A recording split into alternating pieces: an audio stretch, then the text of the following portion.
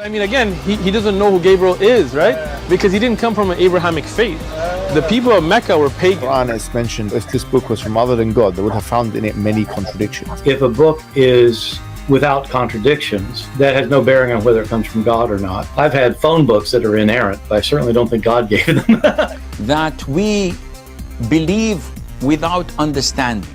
The brother asked a very important question, that most of the scholars say that listening to music, watching movies, and most of the television programs, they're haram. So how can we have fun? Let me tell you, brother, at the outset that having fun is permitted in Islam as long as the fun is halal fun. That the standard narrative has holes in it. The Prophet tells us because Satan or the devil sleeps over our nostrils. Those who oversleep and not pray Fajr on time, Satan urinates in their ears. I really do think Jesus was crucified and that he really was dead and buried. He thought that he was a son of God in the sense that he was specially chosen by God. I think Jesus really did think he was going to be the Messiah, the future king of Israel. I mean, that is, after all, why they crucified him.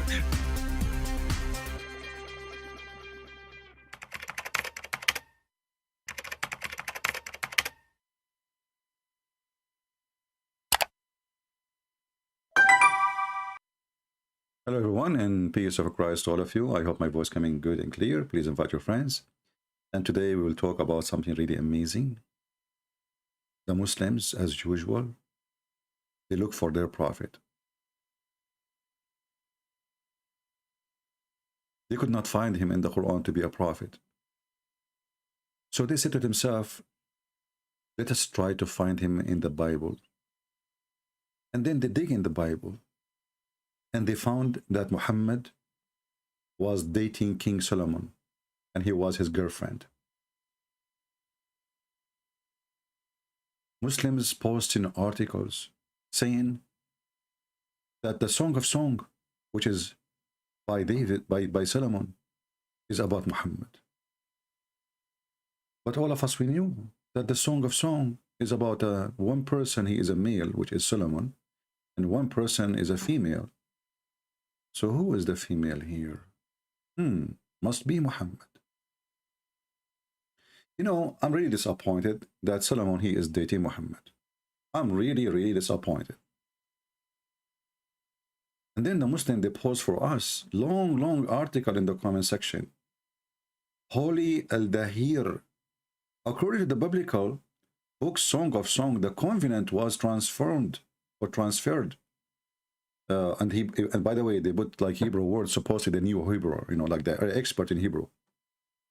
David people or the Jews, Song 5:1, I don't know. I mean, Muhammadim, you know, you name it. I mean, it's there. That's it. Abdul, if we read the Song of Song based on this, we will find that your prophet was a goat. Because Solomon, he speak about a female, and her hair is like a hair of a goat. Must be Muhammad. And this goat, she go in the Mount of Gilad and look at the teeth of Muhammad. The teeth of Muhammad like the flock of shorn sheep. And your mouth is lovely.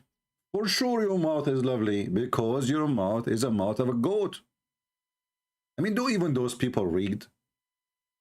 How desperate those stupid people are. And by the way, Muhammad, his legs is like column of gold, and he have a breast. And by the way, grass grow there too.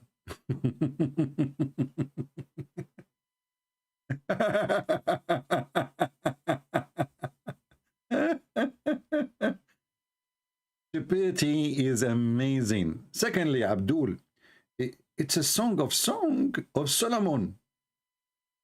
So, are you saying that to me that you Muslim worship Solomon and he is sending Muhammad?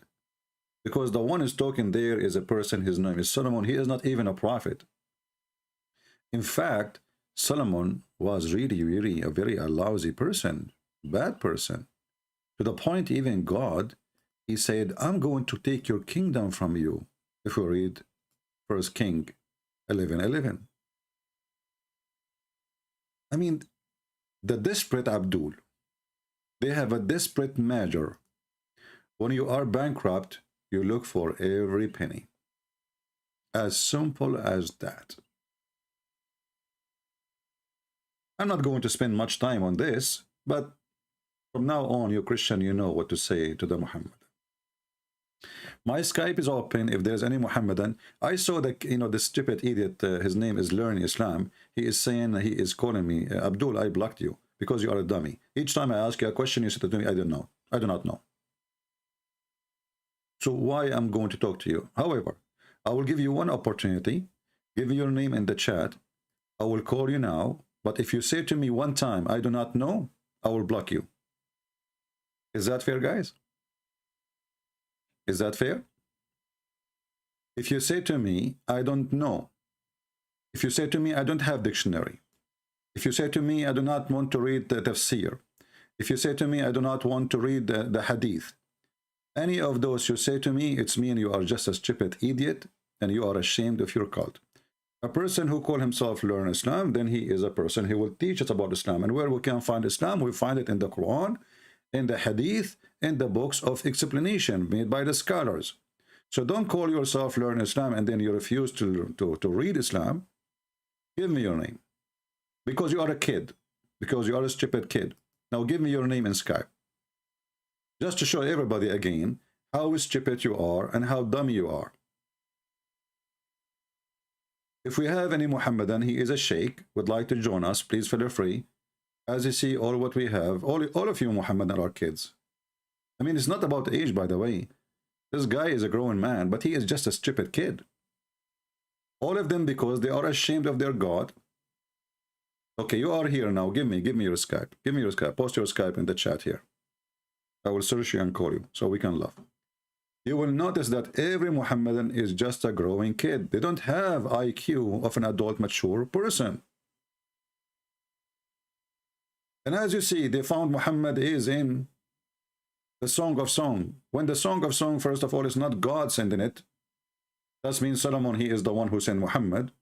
Secondly, it's talking about somebody that exists in the time of Solomon. Number three, it's about a guy, he is Solomon, and the female. Obviously, Muhammad is the female in this case. I mean, stupidity is beyond explanation for this religion.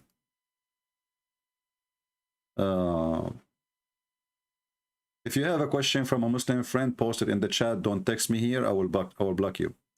Where is the Skype for this Learn Islam so we can call him just for entertainment until we get some you know, some beef. Did he post his Skype name? Let me know if he posted his Skype name. And then we find some Muslims posting comment. Islam the Truth. His name is Islam the Truth. Oh, okay, Islam the Truth. It must be the truth. Are you kidding me? Okay, you know what? As long as your name is Islam the Truth in Skype, I'm going to use it to ask you the question. I could not find it in Skype. Islam the Truth. Let me block this guy. Many times I said, if you are a Christian, don't text me. And they keep texting me. If you have a question from a Muslim friend, post it in the chat. I could not find Islam the Truth, whatever your name. I could not find it. It's not exist. I can show you. There's an ID for your Skype. Let me see if I can find you in as long. Reference. Contact. If you look at my blocked list, you will find that 90, maybe 95% of those who I blocked is a Christian people. Because I keep saying to them, don't text me, and they text me.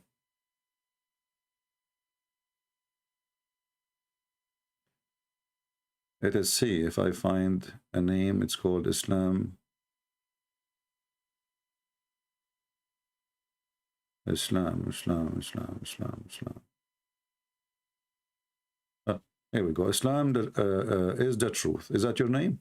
Or Islam the truth? Islam the truth, maybe. Okay, let us see now.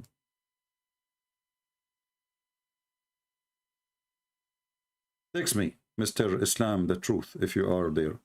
I found the name was blocked, Islam the truth, called Islam the truth, and I unblock it. Text me. Always when you speak to Muhammadan, because they are desperate, they could not find the prophet in their book. Shouldn't we find Muhammad even in their book, that to be a prophet? I mean, why even a Muslim? And the funny, they say to you that your Bible is corrupt. And then they go where? They go to the Song of Song.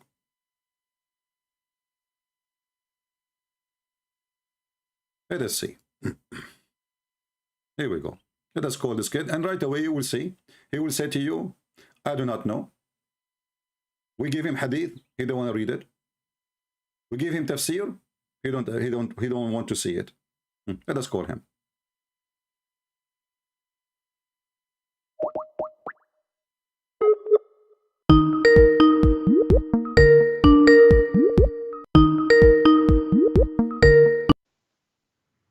Hello? Hello.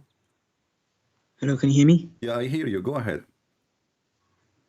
Do you have dictionary this time or you don't?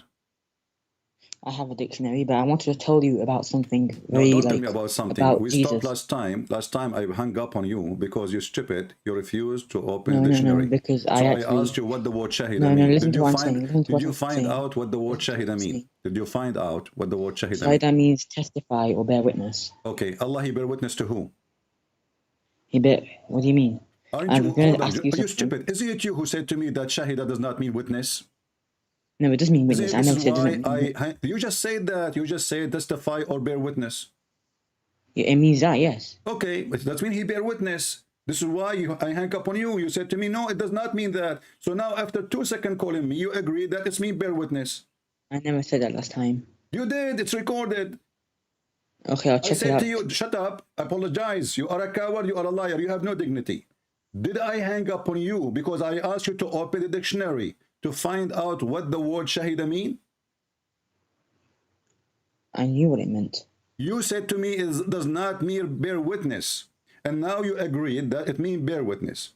So you are a coward with no dignity. You lie twice and you deny what you say is recorded. Now, as long you agree that Allah, he bear witness. Allah, he bear witness to who?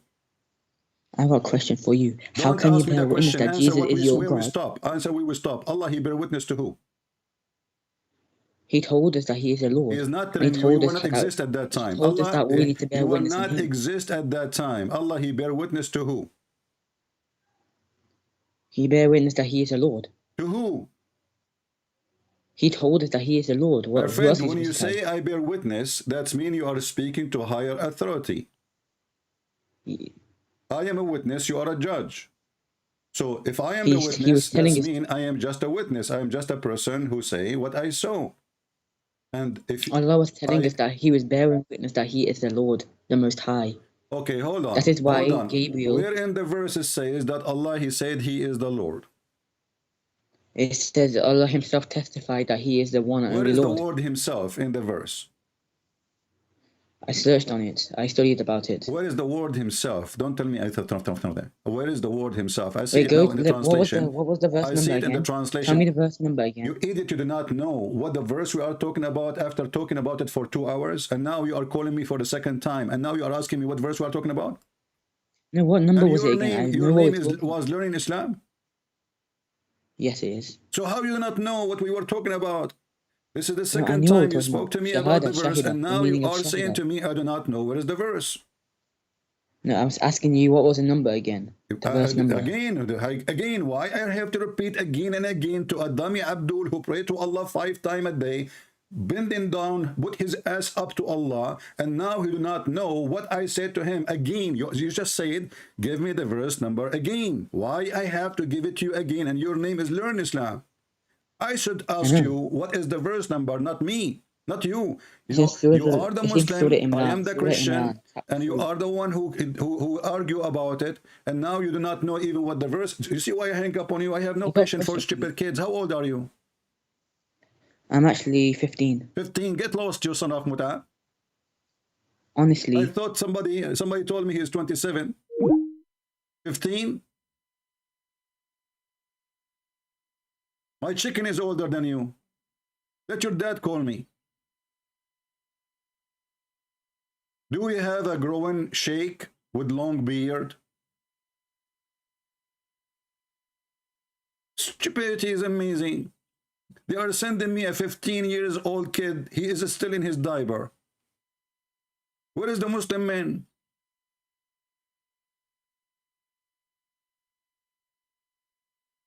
Have you ever heard of a God? He say Shahada.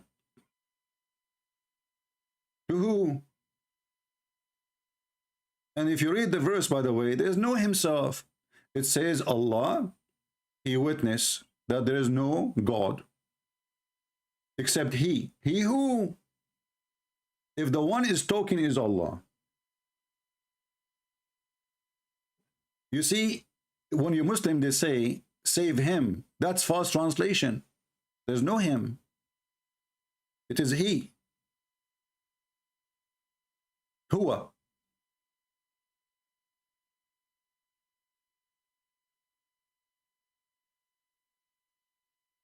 And even if you use the word him who? It can't be Allah then, because if Allah is speaking, he will not say save him, he will say save I.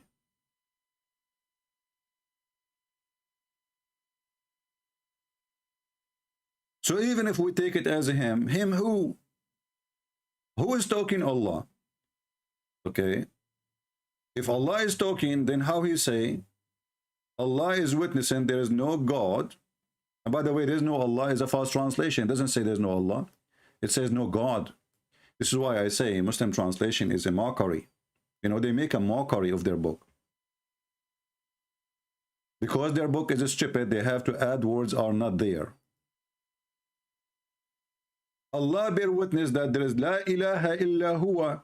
They put it in Arabic. This is how the Muslim, by the way, they call me, they claim that they are speaking Arabic. This is how they read it, you know, to fool you, to make you believe that they are in Arabic. La ilaha illa huwa. But they don't know Arabic.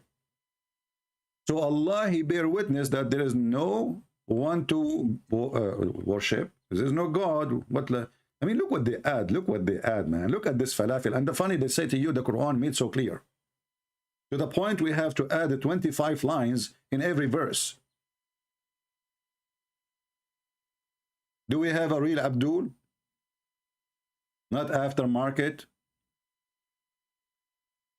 So Allah, he witnessed there is no God, but he who? It cannot be Allah. Because if it's Allah, he will say, but I. What a stupid religion. What kind of Arabic this Arabic is?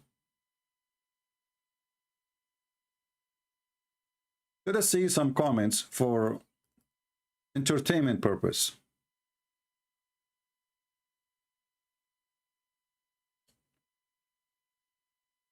Abdul, he posted this verse from the Bible. He said, look what the Bible says. Stop drinking water, only water, and use little wine because of your stomach and your frequent illness. And the Muhammadan here, he claimed that the Bible is teaching us not to drink water. You stupid idiot. Stop drinking only water. You need to drink some wine because obviously this water is contaminated, or let us say not good. That's why it says little wine. You see the cowards? You see the coward? You see the liars? Little, not go get it drunk, little. So use as a medicine, not as a drink of, you see the little brain Muhammadan. However, Abdul, I don't know why you are upset from this verse when you have a God who promised you rivers of wine. Rivers, not little.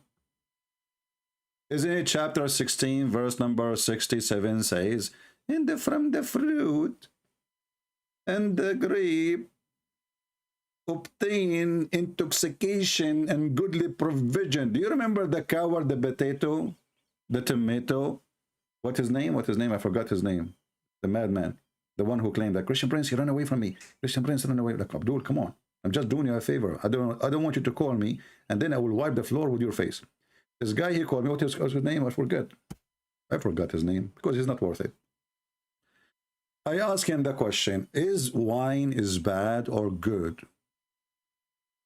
Is wine bad or good? And I have to repeat the question as usual more than 60, 70 times because you are speaking to Abdul. He's scared to answer. He's worried. If he answers, what Christian Prince will say? They made an article about how to debate Christian Prince. How? Never say yes, never say no. Never say I agree, never say I disagree. This is the only way you can debate him because whatever you say, he is going to hang you from your tail. So Abdul, as long as you are against wine, what kind of God he claimed that alcohol is a miracle from Allah? How are you, Muhammad Diab? Why you don't call me? Muhammad Diab, why you are a hero in the chat, but you are a potato by calling me? Tell the truth. Like, did your wife Khadija forbid you from calling me for security reason? I challenge you, Muhammad Diab, to call me. This is your book. Allah claiming that alcohol is a miracle from God. It's a miracle. It's a sign from Allah. Let us see somebody trying to call. We will see you if it's a Muslim. We hope so. If you are a Christian, I warn you, I will block you.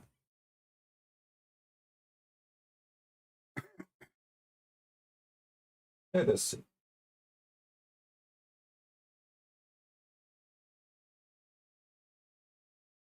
Hello? الله. Assalamu alaikum wa la'natullah. كيف حالك يا مشرك؟ He is speaking English. Guys, he is cursing me. He is cursing me and he is calling me a mushrik. Let us see who is the mushrik. Who kissed a black stone? He hang up like coward. Yeah, he hang up. Assalamu alaikum wa la'natullah. Peace from Allah and curse. But how stupid you are. First of all, you are not allowed to say Salamu alaikum for non-Muslims. Secondly, your name is a Kawarz Ibnul Haris.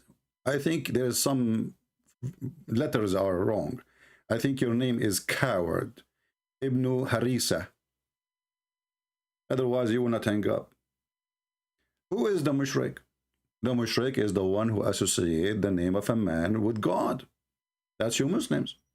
You associate, you say Shahada, you associate the name of your Muhammad with the name of your stupid God. Who is the mushrik? Is the one who kissed black stone in the shape of a vagina. Black stone kisser. This is the funny thing about the Muhammadan. They claim that they are not pagan, but paganism is their religion. They pray to a stone, they bow in front of a stone, and they kiss a stone, and they go around the stone. Do we have a real Muhammadan? He dare to call us? Fear. You are in the presence of Christian Prince. I will take your feather apart, Muhammad. And by the way, one of the Muslims, he said, let me see if I can find some comments.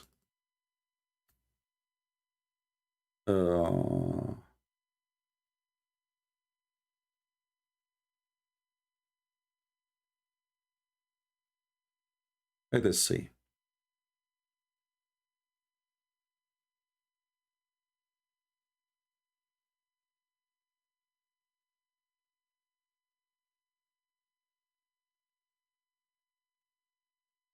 This guy, I don't know. I think he's a Muslim, but he called himself atheist something. But he's a Muslim. But I thought I thought in the beginning from the name, he's an atheist.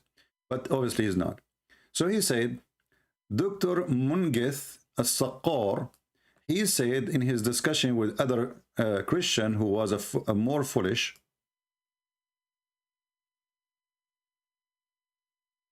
then this surged to him to the level up things at last. I don't know what does that mean. Anybody can translate? And then he said, yet I do not understand. why Christian can use an atheist, academic, and a Muslim cannot. You are a Muslim saying that? You don't understand why a Christian can use an atheist, academic, and a Muslim cannot? Anywho, nothing but Christian playing dumb. My friend, first of all, you are the Muslims who use not, I don't want to say the atheist academic, because you Muslim, you have no academy. Even your prophet was illiterate, as you claim. So the dean of your university is a person who do not know how to write his name. He's a person who believed that shaitan take care of from your anus, and he round himself around your penis, and he sleep on your nose, and he piss in your ears. Aflaton did not say that. So don't talk about academy. Secondly, as long you are saying to me, we want to use academic, you know, the Christian they use it, the Muslim don't. Why you Muslims adopt the Big Bang Theory and say we agree with it? Christians don't. I will tell you why you said I agree with it. Because you have no dignity. A true believer, he believes in his book, whatever his book says. I go with it. I believe God, he created the earth and the heaven. Suddenly the Muslim, they say the Big Bang is from Allah. But if the Big Bang is from Allah, that means Allah is an explosion. And Allah is not God. Allah is just a C4 or TNT or dynamite. Do you see the stupidity of this cult? They are desperate. Sometimes they try to find Muhammad in atheism. So the Big Bang is there, we adopt the Big Bang. Sometimes they try to find Muhammad in the Bible. So the Song of Songs there, which is about male and female, suddenly Muhammad is the female and he have a vagina. And by the way, he is not shaved.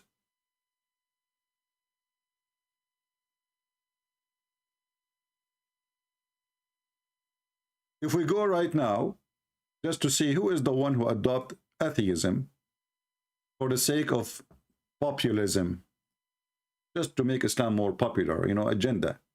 They have no dignity. Let me go to Prophet YouTube, peace be upon him. Okay. And search for Big Bang Theory according to Muhammad. Then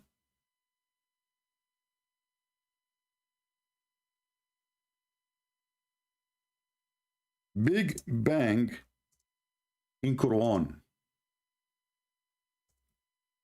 We will search for Zakura. Zizo.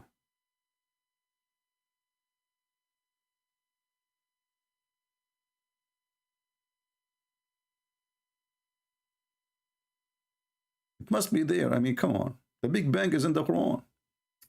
Who can deny that? I mean, come on. This is Mr. Zizu. Zizu ya Azizu.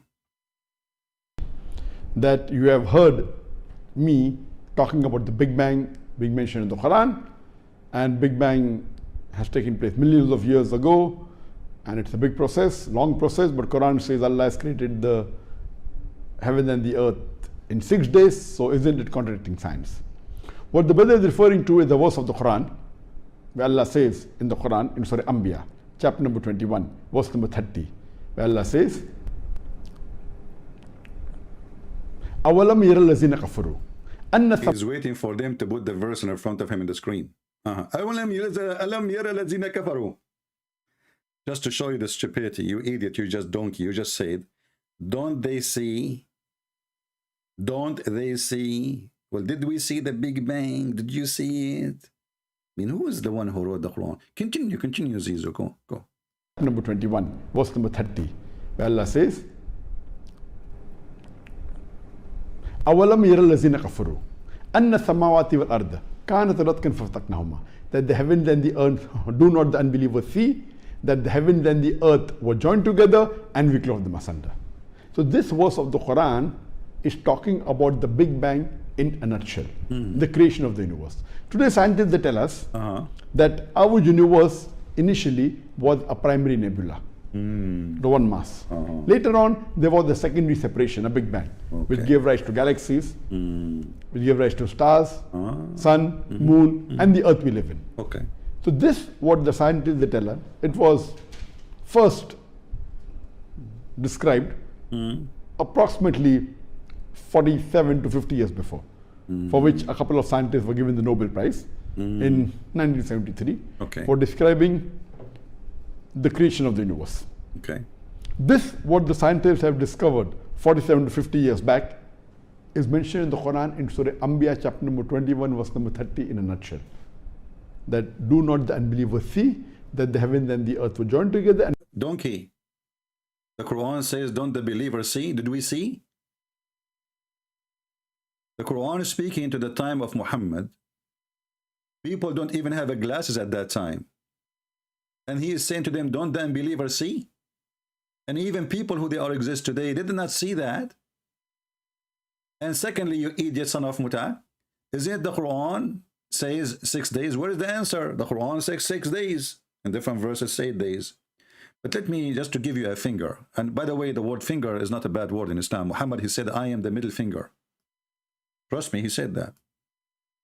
So look at this. Look how those people, they are trying to adopt anything to make their religion look like one, like a religion.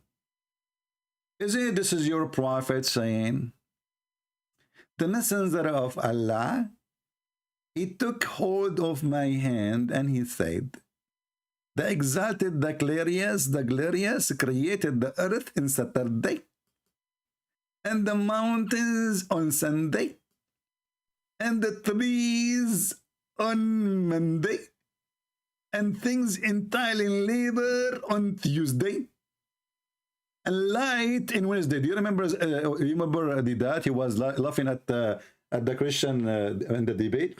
He says, "Your God." He said that that's God. He created the sun in Wednesday.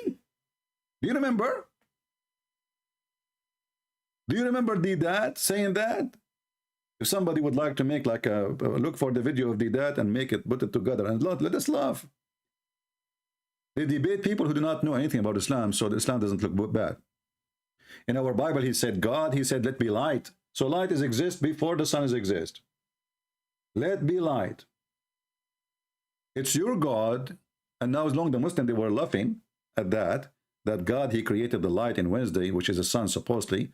Here you see that God, he created the trees before he created the light.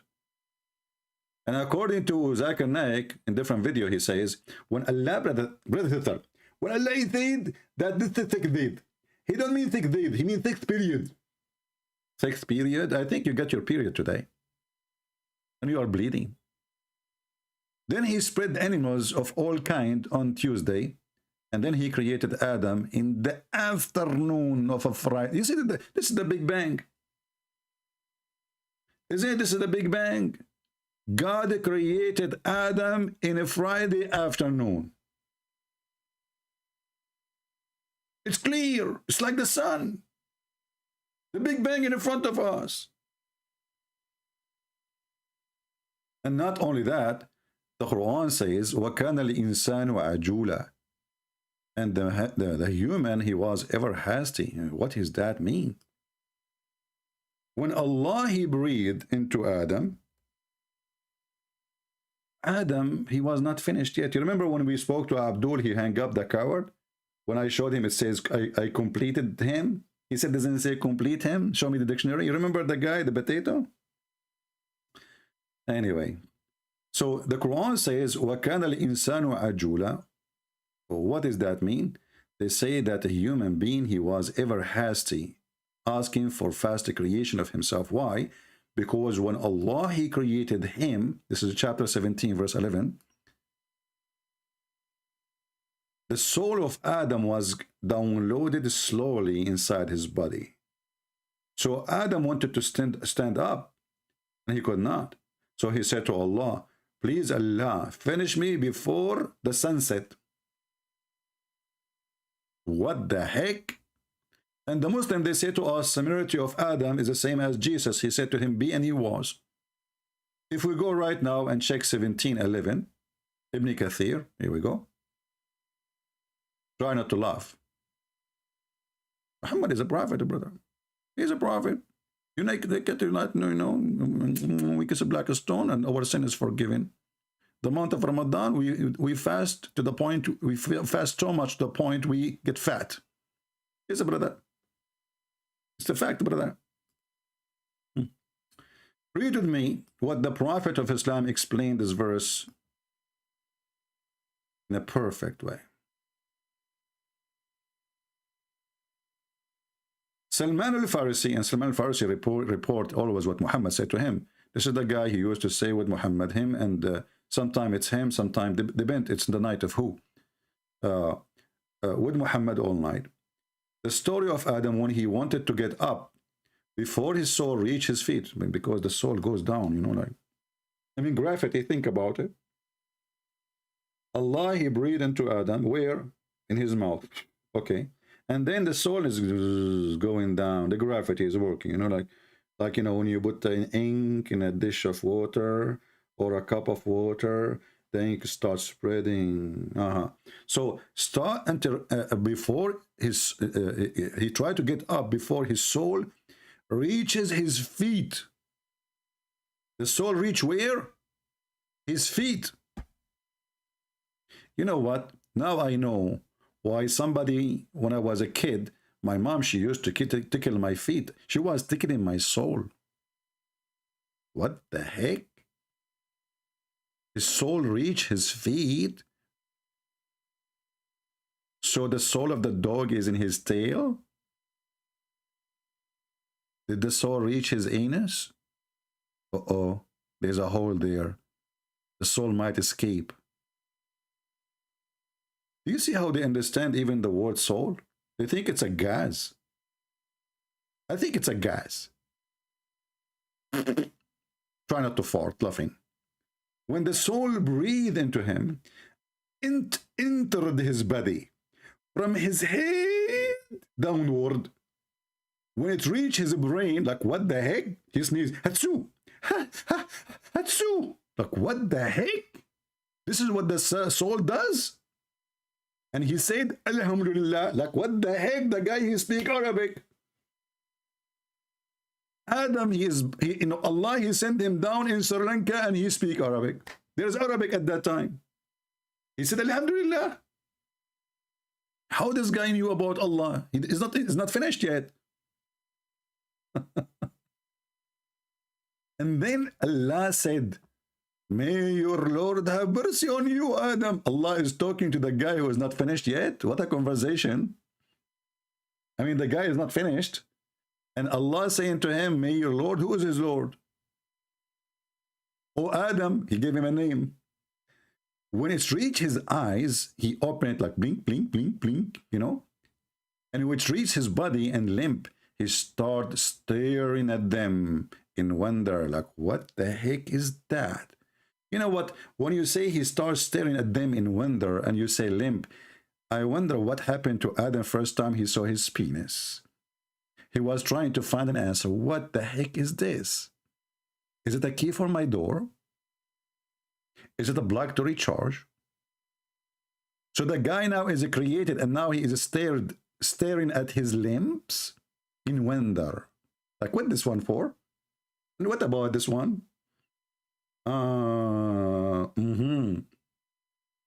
What about the testicles? Do you think they are for a Christmas decoration in the tree? Yeah, because later in the Quran we will find that the sperm come from the backbone, which means Muhammad, he thinks testicles is for decoration purpose. So he started looking at them in wonder, and he wanted to get up before it reached his feet, but he could not. Very normal. I mean, come on. The soul is downloading now, you know, like it's loading. It's not that ready yet, you know, like, you know, you know, it's not complete yet. And then he said, oh Lord, make it happen before the night. Make it happen before the night come. How Adam, he knew about the night is coming? And where Allah, he lived at that time, to the point there's a night is coming.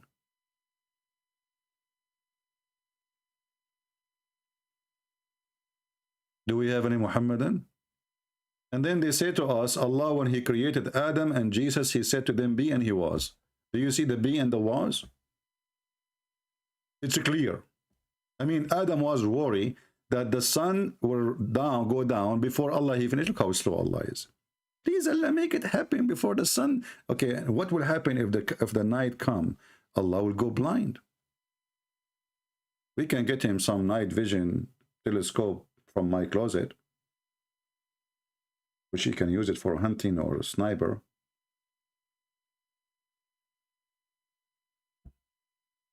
Any Abdul? This is religion.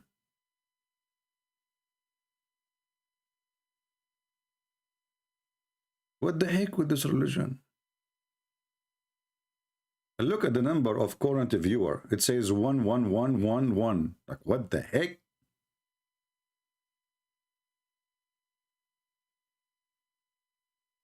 The Muslim, they make it a scientific miracle now. Who is a Muhammadan is, by the way, I'm so happy for Muslims for the month of Ramadan, because now they will get so fat, and it's very easy to chase the one who ran away from me. You know, the Muhammadan, they say that we fast in Ramadan, but do you know that in Ramadan they eat non-stop? And the price of food goes so crazy in the Middle East. If everybody is fasting, well, the price of food should go down. It's like if nobody driving, price of gas will go down. But because the month of Ramadan is not the month of fasting, it is the month of eating. I used to have a Muslim, I know him. I don't want to call it friend because Muslims don't accept Christians to be friends. He said to me, "Oh boy, Ramadan is coming." I said, "What's the problem?" He said, "My wife, she got so fat in Ramadan."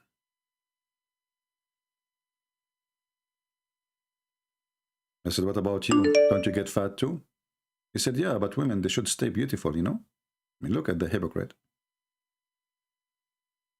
His wife, she will get so fat in Ramadan. You are fasting. What you can do? Okay, we have a Muslim.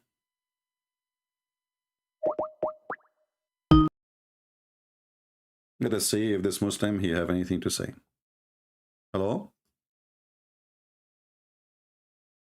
But nobody heard you, Ultimate Fart. You are in the mute. Yeah. This is Ultimate Fart. And he said the F word. Son of Muta. We need a real Muslim who is, his mouth is not filthy like Muhammad. I mean, try not to be like your prophet. The Lord, he says, from their fruits you shall know them. Do we have any brave Muslim? He dare to call me. Where is all those Muslims who claim to have, I don't know.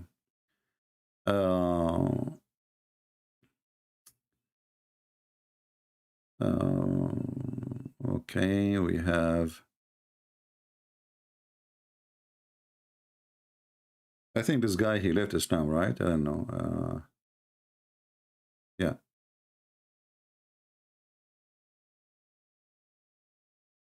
You want to ask questions about the Bible. I don't know if he is right now in his Skype.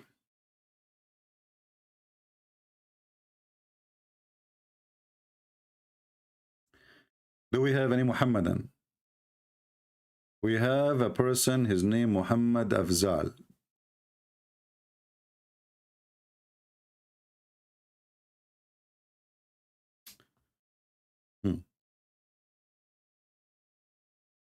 Let us see Muhammad Afzal. Muhammad Afzal is not, maybe he's offline now. It says he's offline, okay.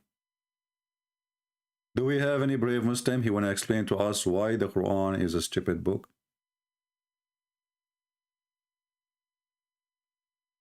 How Muhammad can be a prophet and the one who sent him is a stupid. It doesn't make sense. If you are being sent, you have to be sent by a smart human, a smart creature or smart creation or whatever it is, or creator. Muhammad saying Isaiah 42 speaking about Muhammad. Okay, let's see. Let us call Muhammad.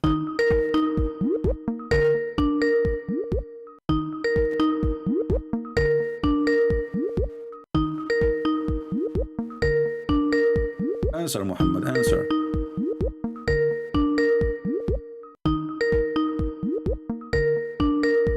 answering. Let us mute the speaker so you guys don't bother with the sound. No, obviously, he will not answer. Call declined. What a bunch of potatoes. You know, when the Muslim, they say things, do they ask themselves, well, the Christians, they can read what we are saying?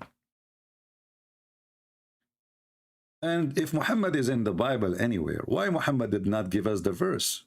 You Muslim, you know the verses, Muhammad do not know? Huh? You Muslims knows where Muhammad can be found in the Bible, but Muhammad do not know? Well, Muhammad always do not know. He do not know that his wife, she was sleeping around. And when they got him 3 witnesses, he said, no, you need to bring 4 witnesses.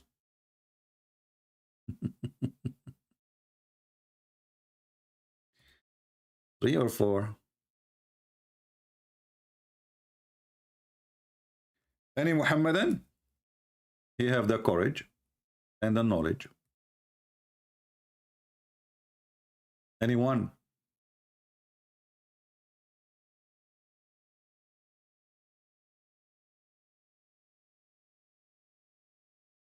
Who is a brave Muslim?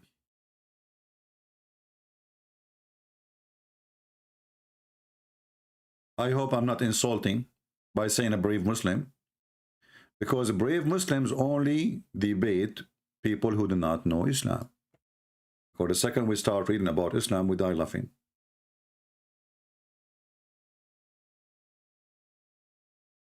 But you know, if you are wondering if Islam teaches something, you know, some kind of stuff which is really scientifically proven to be true, and scientifically is not like super suspicious, stupid things, Islam is a religion of science. Proven, true, and we have millions of scientific, you know, scientists, they agree with that.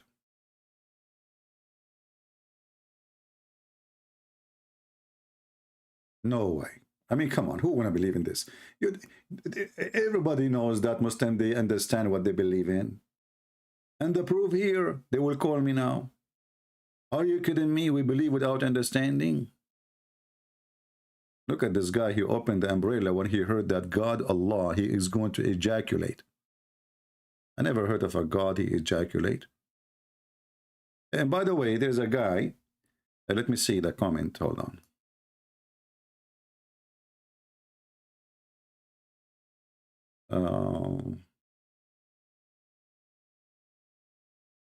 We have this guy. I think this guy is a Jehovah's Witnesses or something like that.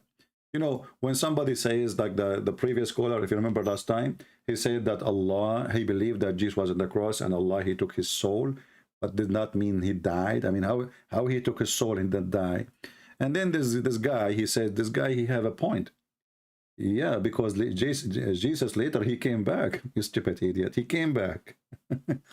Because this is called resurrection. And Jesus was crucified. He have his hands nailed. So stupidity is amazing. The second your soul go out of your body, you are dead. That's what they call a dead body. Dummy people. Let us see other comment.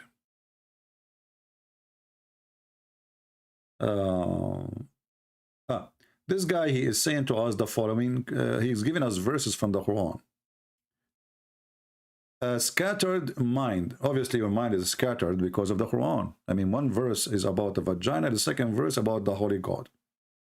Then he is the one who has sent his messenger with the true guidance and religion of truth, making it prevail over all others, which he did not really. Is it Islam prevailed? In the top of that, how Allah is the one is talking, and he say, he is the one who sent his messenger. Who? The Muslim, again, they will say Allah, he always like to talk about himself. He call himself he. What is the proof of that? What is the proof that this is he, not somebody writing Quran, speaking about God?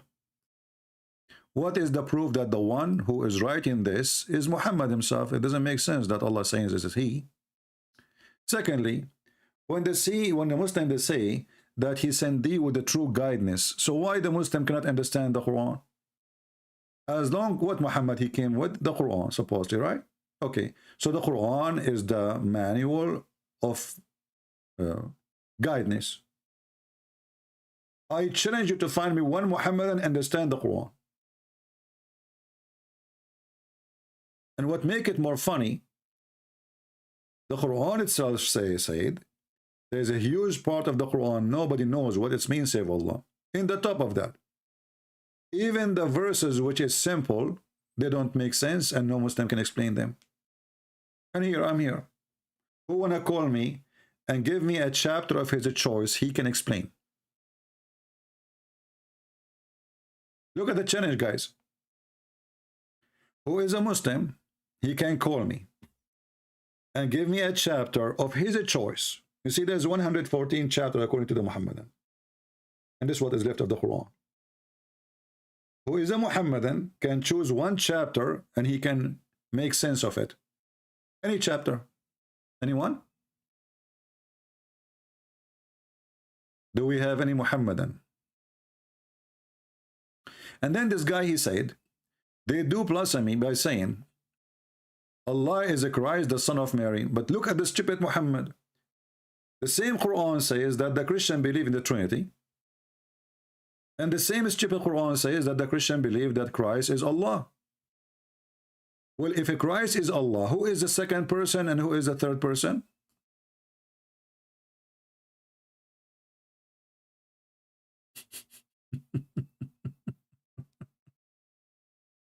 Are you with me, people? If the Quran is saying that the Christian, they believe that the Christ is Allah. Okay, so this is there's two names are eliminated. Like Christ to replace Allah. Who is the second person and who is the third person? Who want to help me here? We Christian, we don't believe that Christ is the Father. We don't.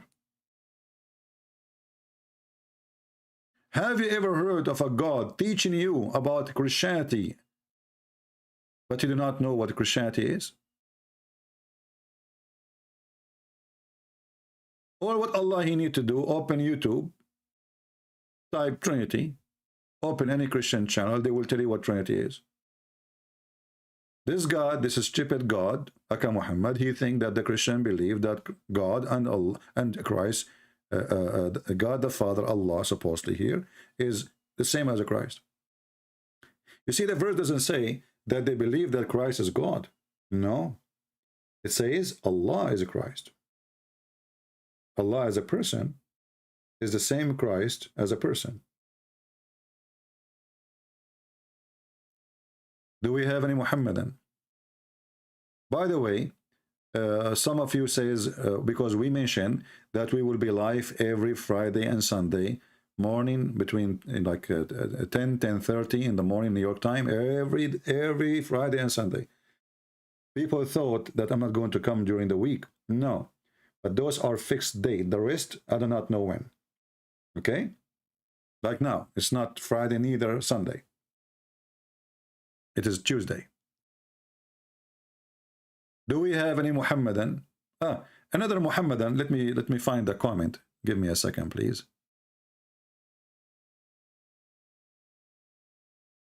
You know, the Muslims, supposedly they are trying to be smarter, you know. A Muslim trying to be smarter. Can you blame him? I mean, he follow a prophet. He believes shaitan take hair from their anus. They must be smart. I mean, otherwise they will not believe in such a thing. Only smart people believe in that.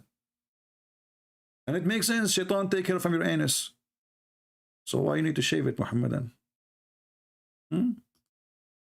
I find that's really just weird. As long as shaitan is doing that business.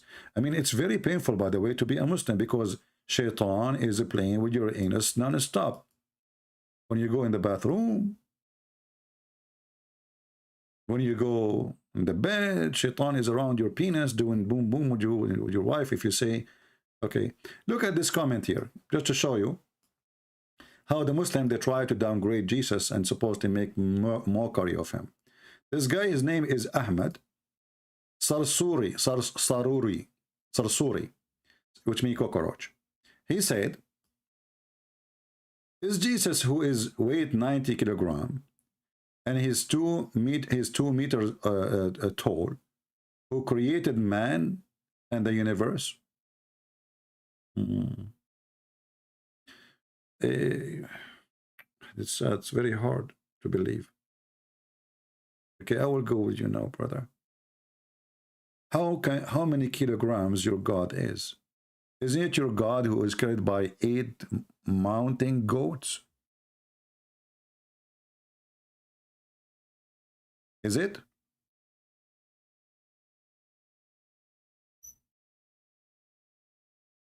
Eight mountain goats. Let us see here. Let us find the hadith. Hold on, give me a second.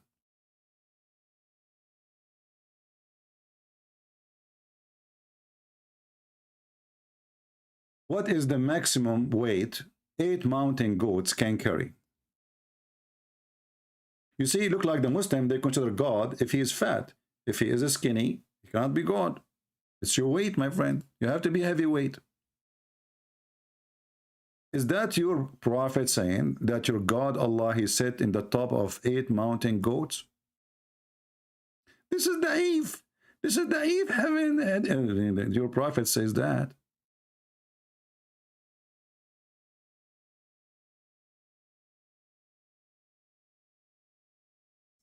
Muslims, they want fat God. The heavier he is, the better.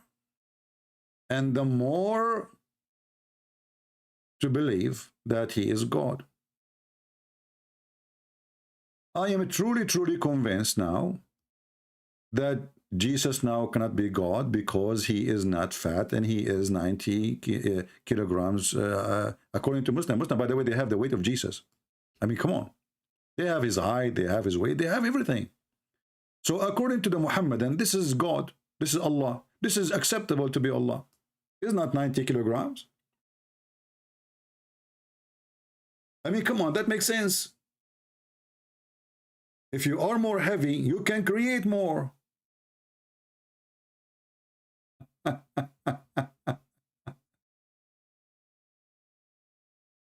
And then people, they say to me, why you call them potato, stupid, idiot? I mean, what's wrong with people? I have my reasons. You don't like my reasons? Don't reason with me. And don't be here.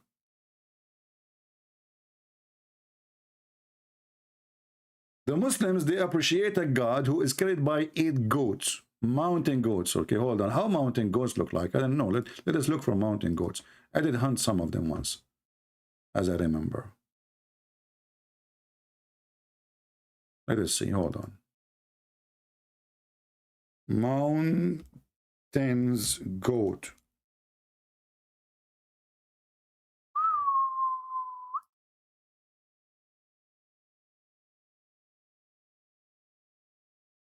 I mean, we have to be honest here. Allah must be very heavy. Because he is, you know, I mean, 8 goats can carry him. And they have to be mountain goats.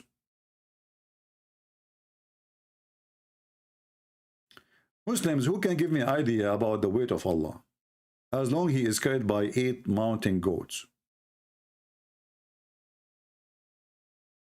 How many kilograms this goat can carry? They are 8. So we can calculate how much weight a goat can carry. X8, we will get the correct number of how much heavy Allah is. Anymore, and not to forget, you have to take off the weight of the chair because he is sitting not directly, he is sitting in the top of the chair. So the weight of the chair have to be taken off.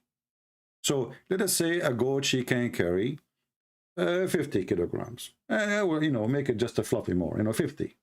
I don't want to say 20 because the Muslim will be upset. Allah is fat. Like, come on. This is Allah. So let us say each goat can carry 50 kilograms, which is really hard to believe. But anyway, those are strong goats anyway. especially if they are Middle Eastern. You know, Middle Eastern, we are the strongest. Even our goat is the best.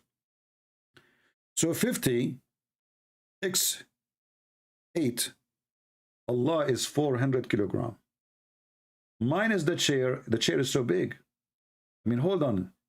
Isn't it the chair of Allah is the size of the heaven and the earth? So why Allah is so small and his chair is so big? If the chair of Allah is in the size of the earth and the heaven together, I mean, there is no way this throne of Allah, this throne of Allah is made from a spider web, maybe. Must be very light. Do we have any Muslim? And yeah, the same guy, he said, your God, he do piss. What? Your God, he do piss. He posted that in Arabic and in English. I have the Arabic one now. Do God drink water and he pee and he eat and he go to the bathroom? My friend, you know what? I have a bad news for you. Isn't it you Muslim believe that Allah was created from pee? Isn't it you Muslim believe that Allah was created from the sweat of horses? Sweat is a form of piss. According to Muhammadan, Allah, he created himself from the sweat of horses, which is nothing but piss. إن الله لما أراد أن يخلق نفسه خلق الخيل فأجراها حتى عرقت ثم خلق نفسه من ذلك العرق. When Allah, he wanted to create himself, he created horses. He created what? Horses. And then he made the horses run. And he created himself from the sweat of those horses. Let me find you the reference so we can laugh together.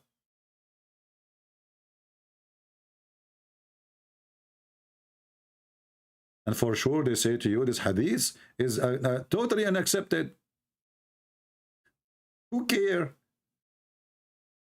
First of all, why you Muslim you say such a thing if it's not true? Why?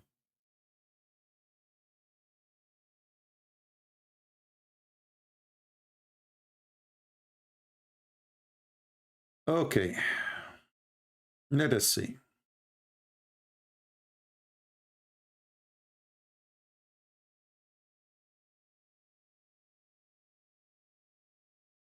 I'm just trying to find you some reference we can quote.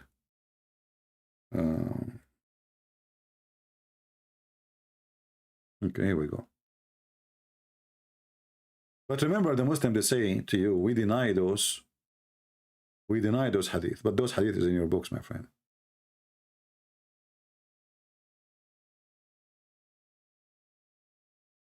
Those are from your books.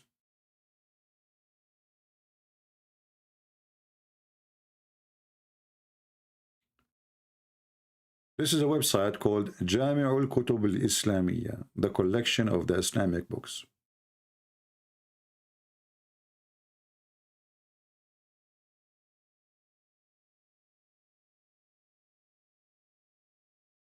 Let us see, where is the hadith? A Muhammadan trying to call me. Give me a second, Muhammadan. Here we go. Inna Allah Ta'ala, from Ibn Asakir والأهوازي في كتابه في كتاب جمعه في الصفات, صفات which mean description of Allah, he says, when Allah, he wanted to create himself, he created the horses and he made it run until it sweat, and then he created himself from the sweat, from that sweat. The Muslim, they say to you, this is a da'if hadith, but this is your book. We are here to laugh at what you believe.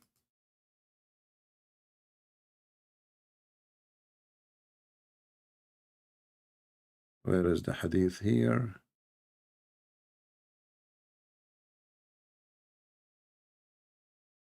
You know, I'm so surprised that Allah, He created Himself from the sweat of horses, not sweat of donkeys. Because He sounds like a mule.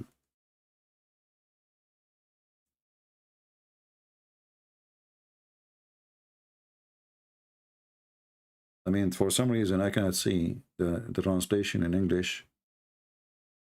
Hold on. Where is the hadith? Yeah, something wrong with this page. When you click English translation, it goes wrong. Let's see, from Yunus 1. Okay, let's go here.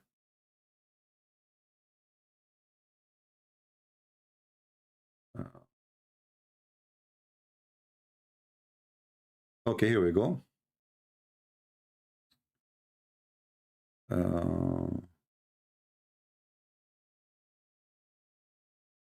Where is the, what happened in translation? I don't know what happened in English. I mean, it's gone. I don't see horses. I don't see. See here the translation. It's coming very weird and very wrong and very, you know. Let me see if I can find different website. Let's go back to the goat Allah. Let's see. Let us take a Muslim first. Here, a Muslim trying to call me. All right, let's see.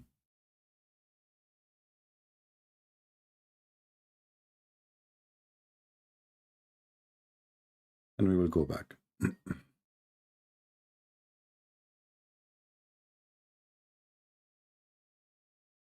This guy, he said, you want to debate? Let's see. He's not answering.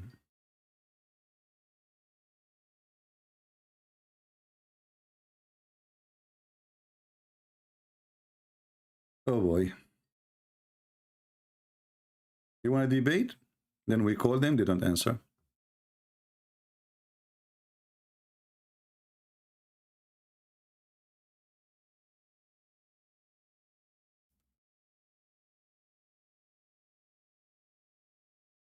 Lord have mercy.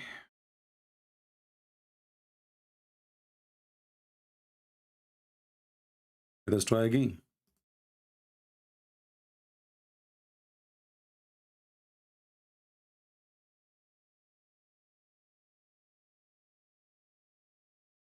He's not answering.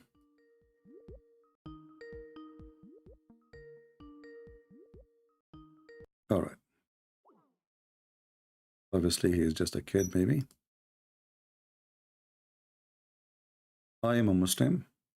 Why you lie about Jesus? He said the Father is the only true God. Why do you say Jesus is the only true God? A Muslim saying that to me. Let's call him.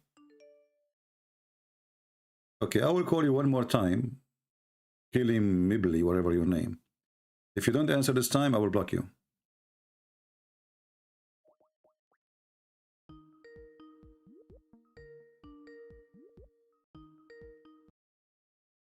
Hello?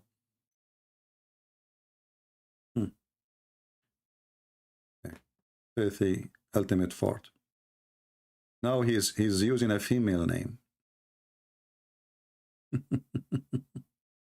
Billy. Okay. Who is a Muslim would like to call us? A follower of the goat God. The one who is created from the sweat of horses. Anyone?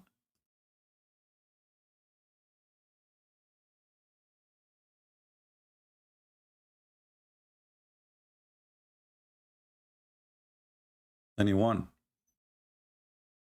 Any half one?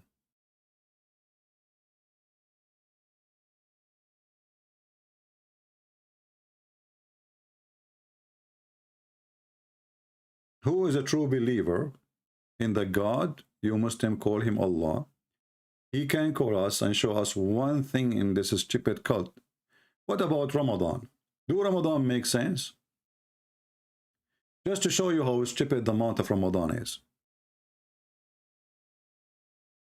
Ramadan was a month that exists before Islam. And actually, it's not even a month. It is a moon name. If you go in the Quran, you will see that Allah, He says that the year for Allah is a 12 moon, not 12 month. The Muslim, when they translate, they use the word shahr. They say the word shahr mean month. But this is false. Shahr is a word mean moon. You can go right now, check even in the Hebrew dictionary. Shahr is a word mean moon. This is why you see in chapter 2, verse number 185, it says that the moon of Ramadan, not the month of Ramadan. And this is why it says, whoever sight that moon, you don't sight a month. So whoever of you sight what? Sight Ramadan. But you cannot sight a month. Between two brackets, the crescent of the first night. Do you see it? So Ramadan is not a month. Ramadan is a moon. And that moon have to come in order. And that specific moon is the one called Ramadan.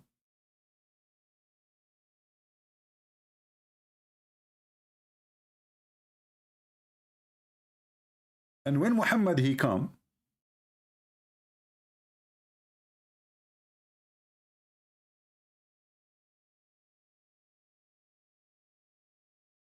he changed the calendar.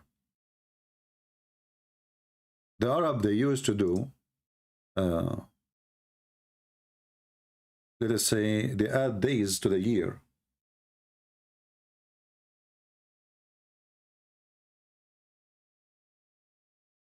To fix it, because they are using the moon calendar. The same as the Jews, they do.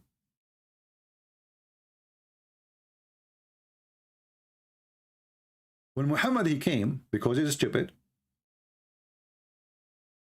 and he want to act differently, if you remember the hadith, when a Jewish man, he said to him, this is how we do it, what Muhammad said. Sit down, act differently.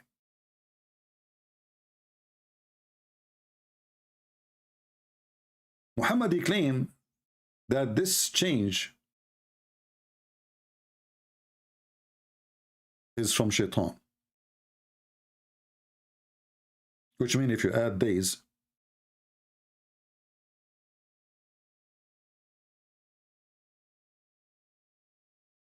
to fix the year, that will make it satanic. This is the act of Satan. And because they don't add those days, Ramadan as a month now is coming in. As you see now, it's April. Every year it comes in different time.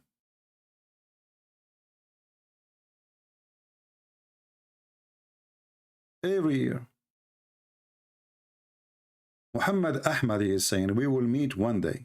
My friend, when you meet me, let me know. But for now, you have to call me. You are a coward. Let us call him. Otherwise, I will block you if you don't answer my call. Let us see. I'm calling this potato. If you don't answer this time, I will block you forever. Okay, let me block you. Mata boy.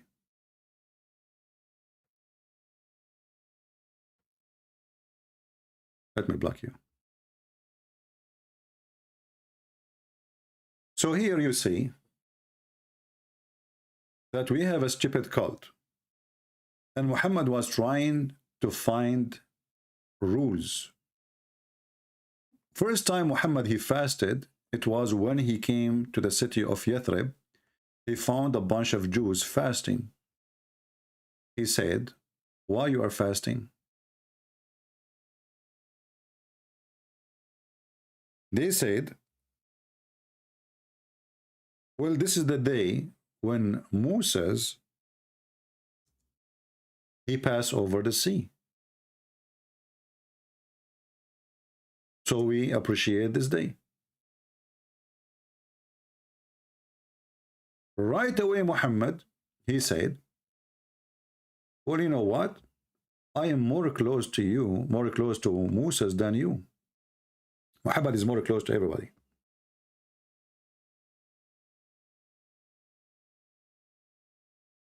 And he start fasting the month of, or sorry, the day of Ashura. And let us show some reference. And by the way, if you are going to make a video later, I mean downloading my videos, you can cut them topic. So you make this now, we start talking about Ramadan, make it a video by itself. The Prophet came to Medina, which is the city of, the Muslims, they changed the name. This is Yathrib. Muhammad, as usual, he go as a refugee to your home, you open your house for him, he will later kill you, take your wife, and take the whole city, and he changed the name of the city. So he came to the city of Yathrib, and he found the Jews, as you see, fasting in the day of Ashura. He asked about that, why you are fasting. They replied saying, this is a good day, the day in which Allah rescued Bani Israel. Remember, this is the Muslim writing this, not the Jews saying really this. The Jews don't believe in Allah. From their enemy. So Moses fasted in this day. The Prophet said, we have more claim over Moses than you. Right away, he snatched Moses from them. That's it. The Jews have nothing to do with Moses. Muhammad is the one who came thousands of years after Moses. He is the one who have, he claimed Moses. That's it. He owned him. So the Prophet fasted on that day, and he ordered the Muslims to fast on that day too. Here you see that Muhammad never been told by Allah, aka his God, aka him, to fast this day. So why he fasted this day? A guy in the street, he said to him, Moses fasted this day. Muhammad, he start fasting the same day. And then Muhammad, he start fabricating other things about this day. As you see, he just heard of it. He know nothing about it. Suddenly Muhammad, he claimed that the one who fasts the day of Ashura, his sin is forgiven for all the previous year.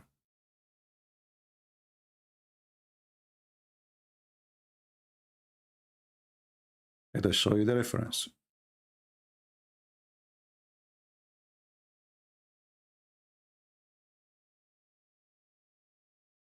This is telling you how coward, how liar, how false he is.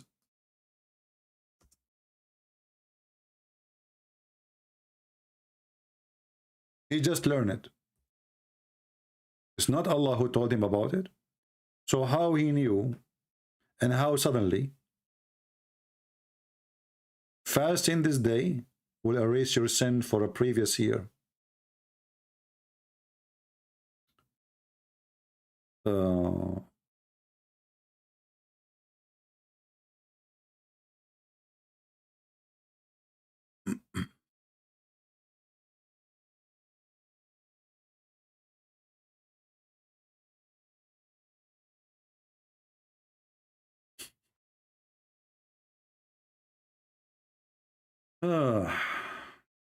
Read with me and try not to laugh.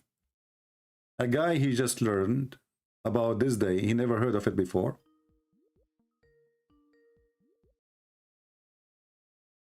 Hello? Hello. Yes, my friend. This is Osman. Yeah, Osman, I think you are an ex-Muslim right now, right? No, I called you like 2 years ago. Okay. Oh, okay. So this is why I see there's like a chat between me and you in the text. So you called me a long time ago. Okay. So how I can help you? Yeah, I just want to tell you that that time I called you. Yeah.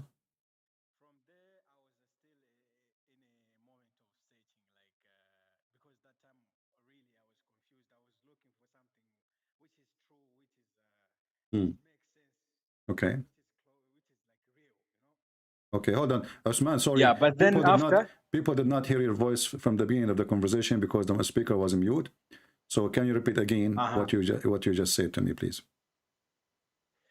Okay, I called you like 2 years ago. Yeah. We talked about Christianity and Islam, and Yeah, but then that time I was really confused. So I was searching, I was looking like which way is better because Okay. one day, of course, we know we're gonna die and there's life after. But then after searching, after start learning, wallahi, it just increased my faith in Islam. And now I'm sure that Islam is the truth. Okay, that's good. So tell me why you are sure.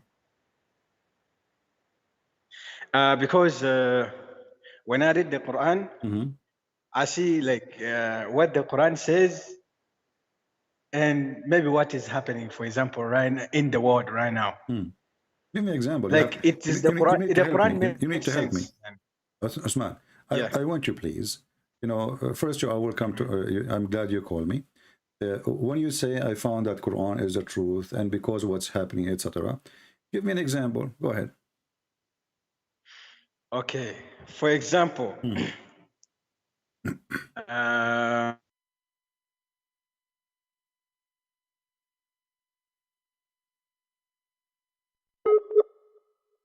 No, you have a weak internet.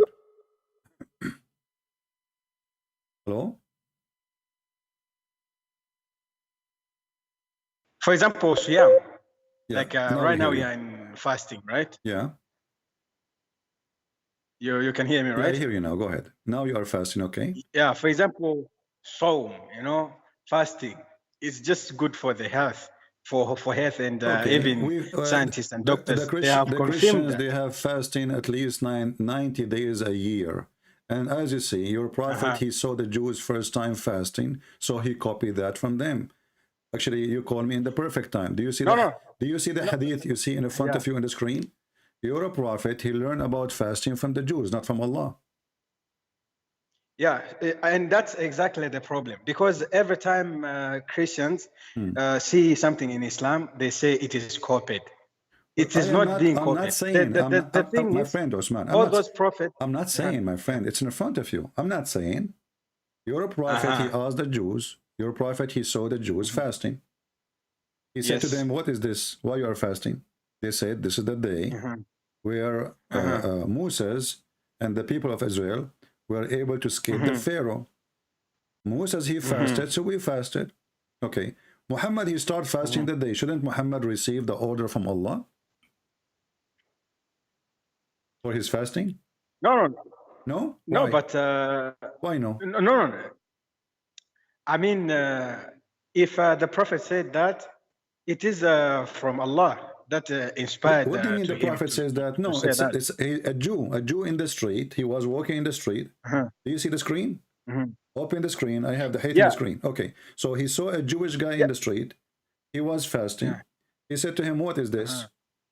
He said, this is the day where Allah, he did make. Yeah, of course I know. I know the hadith. Okay, so but even that hadith, it doesn't talk about the fasting of Ramadan or something. It talks about Ashura, right? Fasting before Ramadan. This is before Ramadan.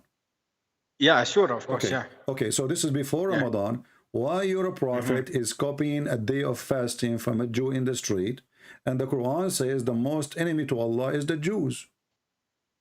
No, because the prophet confirmed that the story is true. Where he confirmed? Okay, show me where it's confirmed. Where it's confirmed that Ashura, my friend, you're talking about the Jews. They celebrate the day of.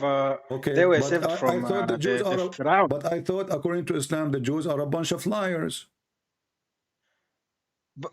No, but not the Bible. Okay. Not the Bible. Okay, but as you see here, he did not open the Bible to see. Secondly, we cannot find Ashura in the Bible. This is number one. Number two, he did not say to them, okay, show me your book where it says that. He heard a guy, he asked the guy, he said to him the answer. Muhammad, he adopted right away. And not only that, he just learned this from the Jewish guy, and then he claimed that if you fast the day of Ashura, it's going to erase your sin for the previous year. Is that true? Yeah, it's true, of course. So where Allah, he told him that? He just learned about this from the Jew. The Jew 5 minutes ago told him that this is a day we fast. He never heard of it. 5 minutes after, Muhammad, he claimed that if you fast this day, it's going to erase the sin of 1 year before. What do you mean this is true? Where we can find that? What is your reference? Okay. Then, okay. So what can make you know that this is from God? Like, what time does it need to take? Because now you are focusing like on the time. Like, No, it it's is not about just the 5 time. minutes. My friend. You are a person just call me right now. And you just say you taught me about Ashura. I never heard of it before. And then you say to me, Christian Prince, Ashura is the day where Moses, he crossed the sea, and Moses, he fasted. Then I say to you, okay, I will fast it then because I am more close to Moses more than the Jews.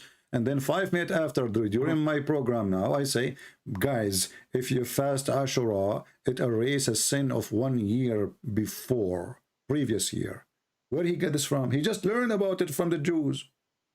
Where he got that fasting a day of Ashura is going to erase a sin of a year before it and a year after, which means 2 years. Okay. Let me ask you. Okay. Let me respond. Let me ask you, do you really believe in such a thing that if you fast the day of Ashura, it's going to erase the year before and the year after?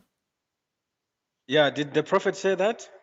You do not know who said that. So if I say yes, you will say yes. If I say no, if the prophet said that, no, the one who said that because is the one who said the one who said that is Madeleine Albright,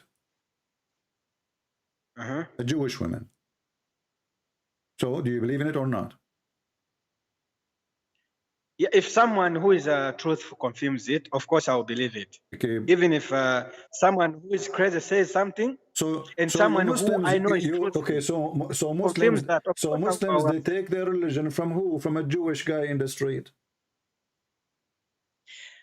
Not exactly. Okay, not exactly. Explain to me, my friend. First of all, that's me. Yeah. Why you are fasting Ramadan then? Okay, hold on.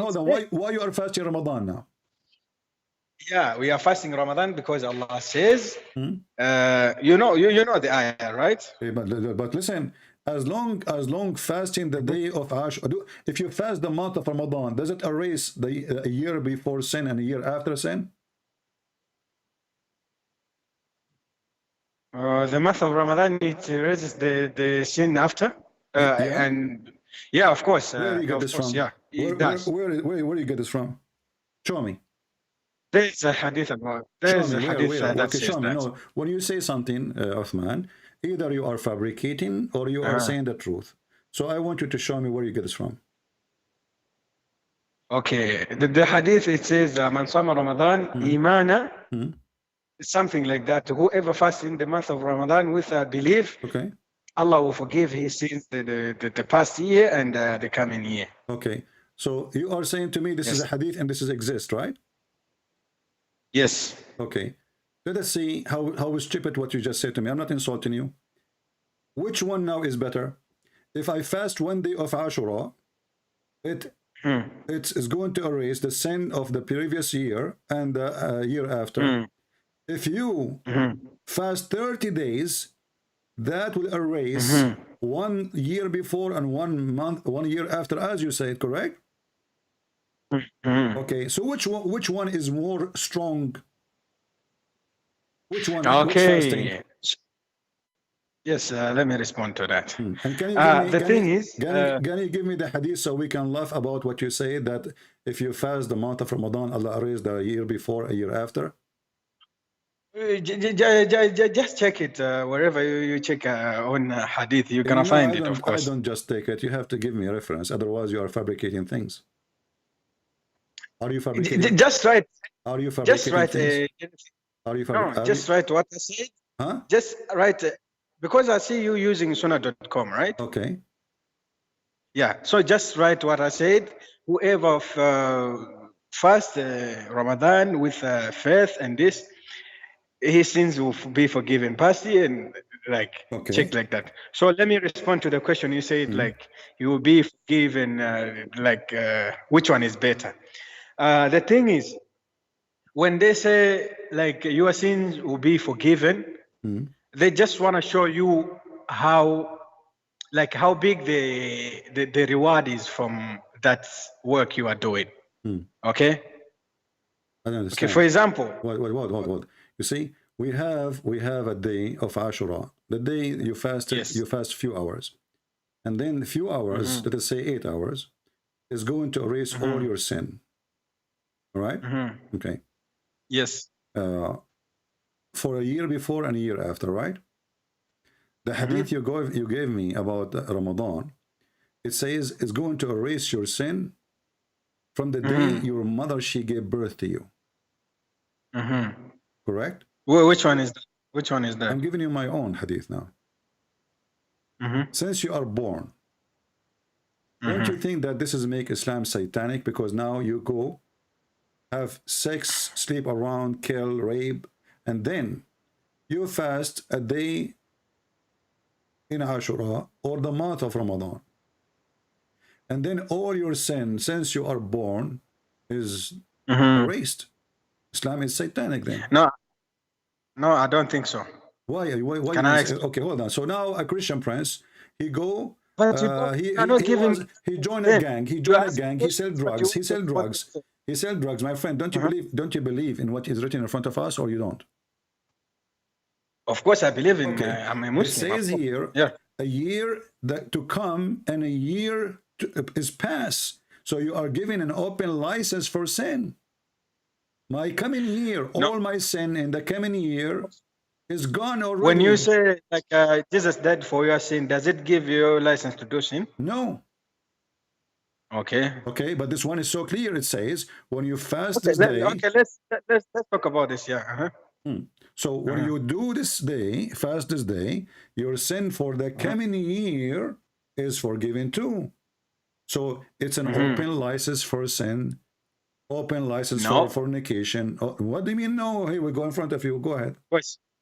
And even fornication is a big sin. Like you cannot say like Islam promotes that, of course. First of all, Islam never forbid fornication. From what we're discussing, bro, you are deviating. No, you are changing the topic. But I'm saying here, it says your sin. What sin? Sin is eating candies. What is sin? When I say sin, sin is eating candies, or sin is jumping on the tree, or sin is sin is sin. Sin is sex. Sin is unlawful sex. Sin is a drinking, suppose according to Islam, right? Any against Allah teaching. Yeah. Okay, so it says your sin for the coming year will be forgiven. Go ahead. Yeah, but when Islam, when we talk about sin in Islam, like the sins, like they are like different levels. There are some sins, like small sins, we just do. Okay, let me show you that you are trying to cover up. You see, your God Allah, He says He forgive all kind of sin except shirk. So this is included, except shirk. Yeah, even shirk is forgiven if you repent before you die. No, that's false. That's false. The Quran is so clear. Are you making your religion now? This is Surah Zumar. Inna Allah yaghfiru dhunuba jamia. Allah forgives all the sins. Okay. What do you by saying? Okay, guys, you just said Allah He forgive all sin, correct? Yes. Okay, but did Allah says Allah did Allah say that Allah forgive not those who commit shirk? Yeah, when you die doing that shirk, you die a mushrik, like what you do. My friend, hold on. This is very funny. You just said Allah will not forgive those who take partner with Him, correct? When you die doing that, yes. First, nowhere here it says when you died. It says Allah forgive not, because forgiveness always have to happen anyway before death, not after. Secondly, no. Look, hold on. So now when you fast the month of Ramadan, are you fasting after death or before death? Oh my God. You just said Allah forgive your sin after death. You said Allah forgive your sin after death. Now you are fasting the month of Ramadan or the day of Ashura. Are you fasting after death or before? Because this is why you fast so your sin will be forgiven, right? But the way you are taking the conversation, you are just trying to confuse me, right? You are the one who's confused already. I'm asking you. When Allah in the Quran says, Allah He forgive not who take partner, He did not say after death. You are adding things. Do you see the word after death? Okay. Let me tell you why I'm saying after death. Why I'm saying that. Okay, I'm saying that Allah says, "Oh, you my slaves who have wronged themselves, don't despair in the mercy of Allah. Don't what? Indeed, don't despair, don't lose hope Okay. in the mercy of Allah. Indeed, Allah forgives sins." Okay, and he's saying, What go does have back to to do with my Allah, like topic, when my you go. friend? If Allah, He made an exception, Allah, He forgive all sin, except it's in front of you. And Allah, He forgive anything lower than this. So He's speaking to who? Speaking to my friend. My friend, Allah speaking to who? Allah speaking to those who believe in Him, correct? This verse is for believers, not for, not for non-believer. Non-believer don't believe in Him anyway. Yeah, but the Quran speaks to everybody. Even if you are not My a friend, believer. no. You see, here he's speaking to, here he speak to the believer. Let me show you why. Because who is going to take partner from with Allah unless he believe in Allah?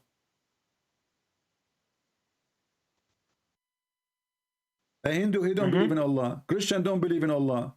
Jewish don't believe in Allah. So here the one who take partner with Allah is somebody believe in Allah. So he's a believer in Allah, but he take a partner. Correct? Okay, so Allah forgive any sin for those people under except that sin. And here you see how stupid Islam is, because now if you convert to Islam and you used to worship different God, Allah forgive not your sin because you were a mushrik. No, I think your logic is very, very flawed. Well, it's very stupid. My friend. Okay. My friend. It's very stupid. Okay, answer me. Here we go. You can laugh as much as you want. Does it say that those people worship Allah already? They worship Allah already. Yeah, but when Allah says doing shirk, it's worshipping something besides Allah. Yeah. Yeah. He said he don't forgiven. If you continue that path, yeah. When you die, Allah will not forgive you. Okay, so let me ask you. If now I decide to leave Islam. If you were Osman. As I remember, actually, when you called me last time, I believe that you decided to leave Islam. Now you are saying you did not? No, because that time I was still in a moment of learning. Okay, you know? but you did leave Islam, correct? At that time, yeah, I can. Okay, thank you. So look at this. Do Allah, now you come back to Islam, do Allah forgive you? Yes. Well, my friend, I have a bad news for you. This is the Quran in front of your eyes. The Quran say clearly, Allah forgive not to those who they left Islam. No, of course not. No, what do you mean, of course not? Let us read together. And now you will say, to me, you will try to find all of excuse. Look what the Quran said.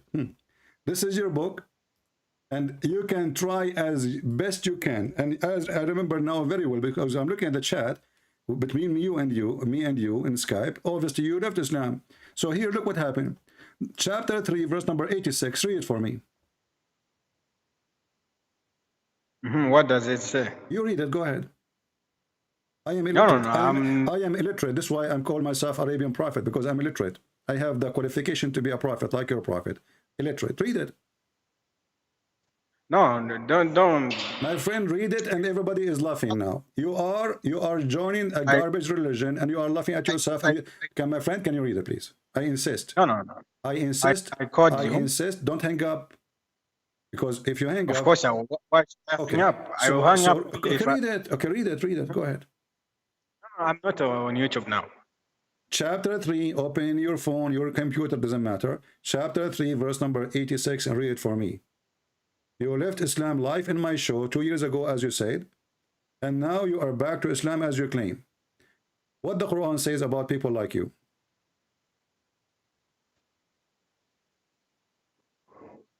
Okay, you said I should check. You said chapter what? Yeah, chapter 3, verse number 86. Who is the one who guided you to Islam back? Allah, right? Who is the one who guided you back to Islam? Allah, correct? 3. Allah is the one who Allah is the one who guide you back to Islam, correct? Who is the one who guide you back to Islam, Allah or yourself? You said I should check on for the child. Answer about this one. Who is the one who guide you back to Allah, to Islam, Allah or yourself? Of course, Allah. Okay, read the verse, guys. Of course, Allah is the one who guide him. But, bro, read it. But read it. there read are what you say. No. Just read it. Don't tell me, bro. And I am not a bro. I am not a father. I'm not just my friend. Read it. You said to me, Allah is the one who guide me to go back to Islam. Read the verse. Which verse? What's wrong with you? Chapter 3, verse number 86. Okay.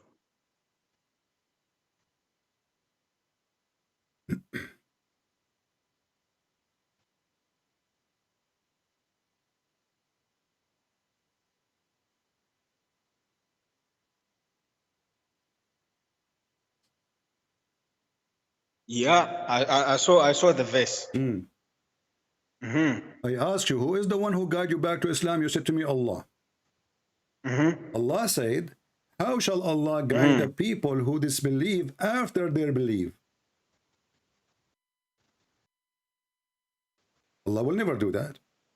Yeah. So the question now, who is the one who guide you back to Islam? As long as it's not Allah. Let me answer you. You asked, right? What? Then why can't you let me explain to you? Go ahead. Because you're just talking by yourself.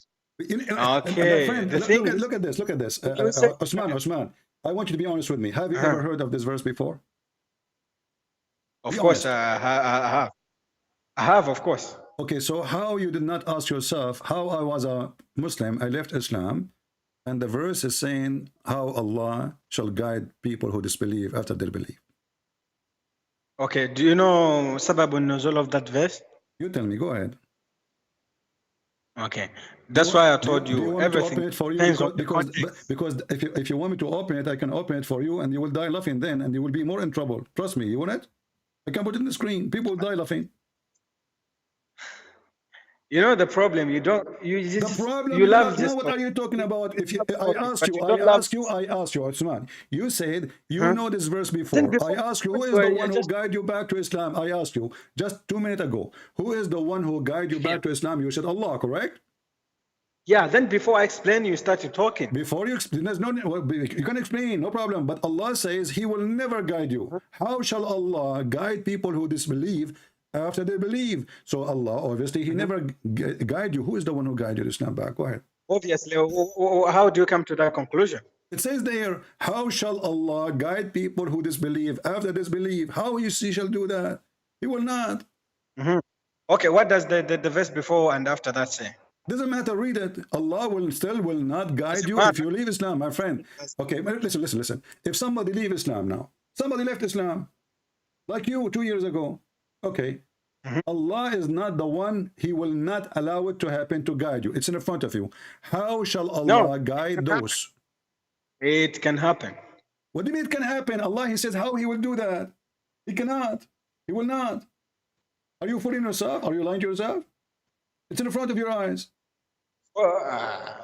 Let me explain. Let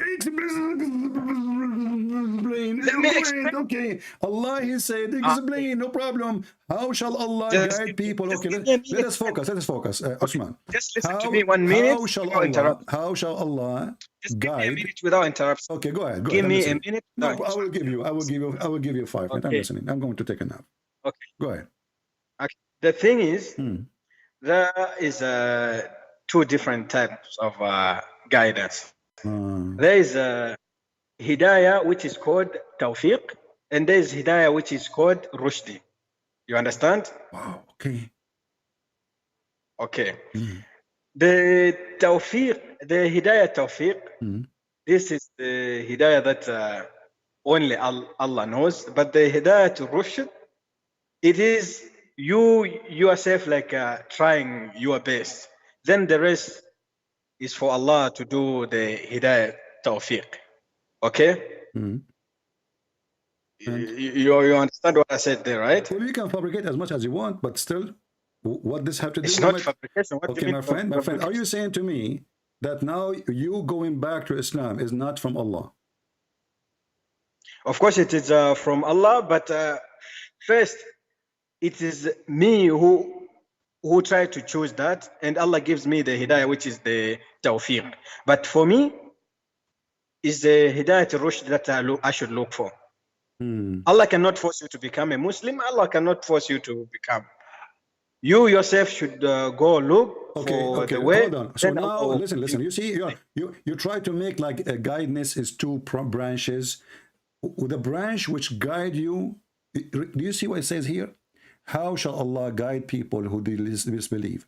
So Allah, He washed His hand from it. And you just said that both guidance, both of them, tawfiq and hidayah, whatever you call it, which is stupid even statement, both of them, they are coming from Allah. And the Quran confirmed that. It says, the one. Wait. For example, the Quran says, talking to the Prophet, that Allah says to the Prophet, indeed you guide to the straight path. I don't know whether Surah Shura. وَإِنَّكَ لَتَهْدِي إِلَى صِرَاطٍ مُسْتَقِيمٍ. Okay? Meaning like you, the Prophet, you guide to the right path. Okay? But Allah is the one who guides. So what's the difference here? Okay. So the difference. Hold on. When you decide to leave Islam, let me finish. When you call me 2 years ago, when you call me 2 years ago, just to make it simple, Osman, to make it simple, when you call me 2 years ago and you decide to leave Islam, who is the one who misguide you? You hang up. He find that he is losing big time. Let me call him back. Suddenly now hidayah have two branches.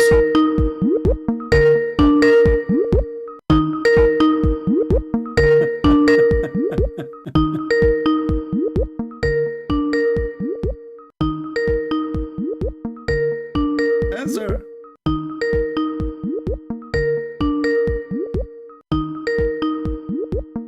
Obviously, with an answer. The Quran says clearly that Allah is the one who misguide you.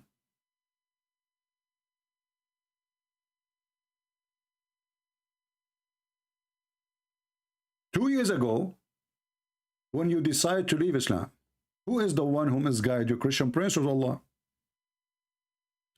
According to the Quran, Allah.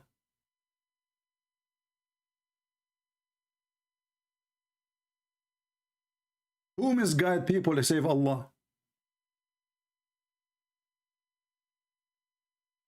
Who is the one cast you back to disbelief? Read it in front of your eyes. Chapter 4, verse number 88.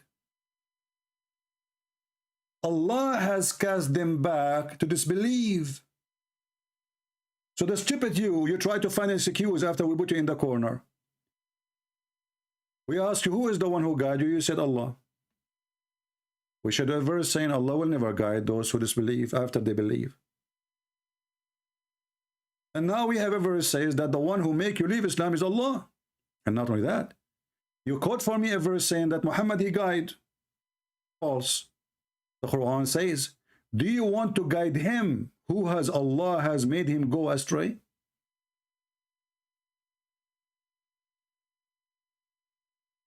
So you are a stupid fool trying to find an excuse, and you did not study anything about Islam, and you know nothing about Islam. And this is proof that Islam is satanic, because if Islam is the one, if Allah is the one who made you leave Islam 2 years ago, and then the Quran says, how Allah shall guide those who disbelieve after they believe. And the Quran says, it is Allah who cast them out of the belief. So shaitan does not exist. Allah is shaitan.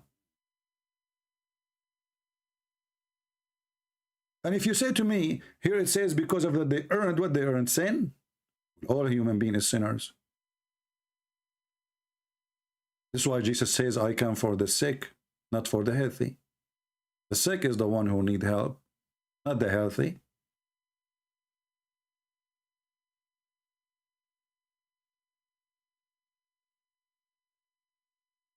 He hang up. And he don't want to answer now because he's in trouble. Let me explain. Explain what?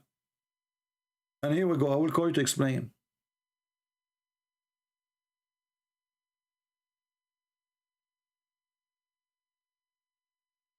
And here he said to me, if the teaching, the concept of Paul, the apostle, is the teaching of Paul was very important, why the Lord Jesus preached them himself? Who said he did not? All the teaching of Paul is in total agreement with the Old Testament against sin. And this is why your prophet, he copied from Paul, where he said gambling and drinking and drunks and fornication, those people will not enter the kingdom of God.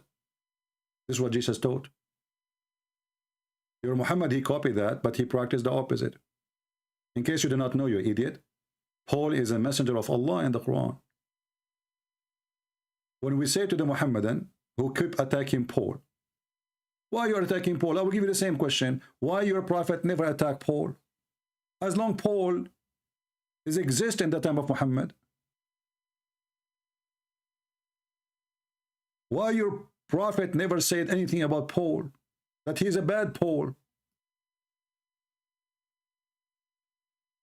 Let me call you back.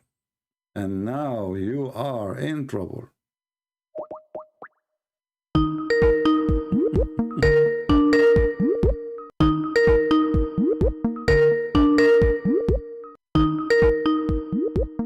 It's Allah who must guide you, my friend. Face it. Who cast you out of faith?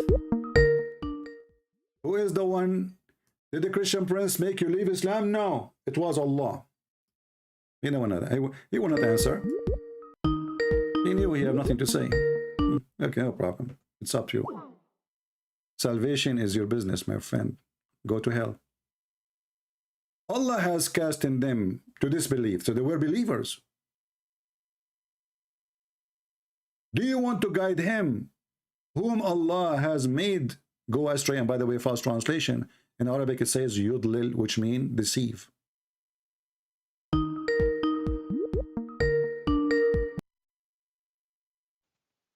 Okay, Osman, go ahead. Did you see what I'm saying, showing you on the screen or not? No, of course I didn't see. Okay, go ahead. Yeah, we were talking about until I forgot because I gave up even the conversation the way it was going. Yeah. Where did we stop? Who is the one who misguided you 2 years ago when you left Islam? Christian prince or Allah?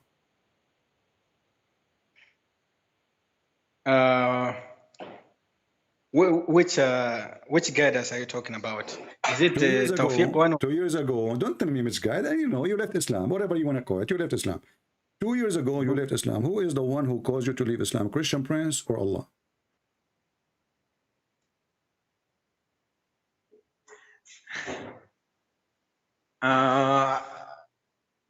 Like myself, of course, myself. No, I did not even. Did I make three options?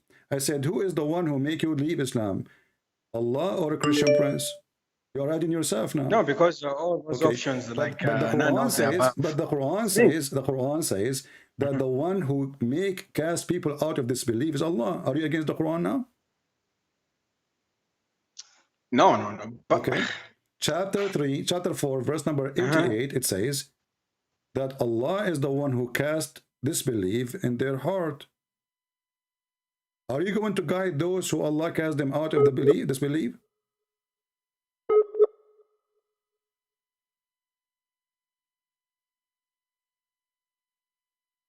His voice is poor internet.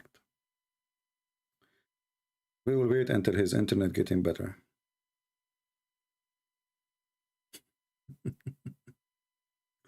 Who is the one who made you leave Islam? Myself. No, the Quran says the opposite. For everything you do is a destiny. It's written in the book of Allah, and He decides your fate.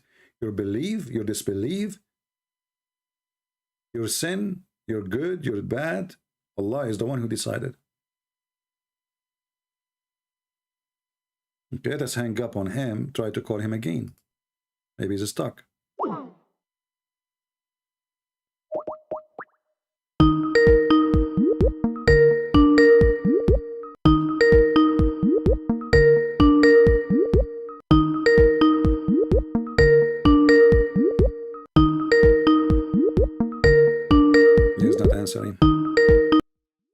Let's mute the speaker for a minute until he answers.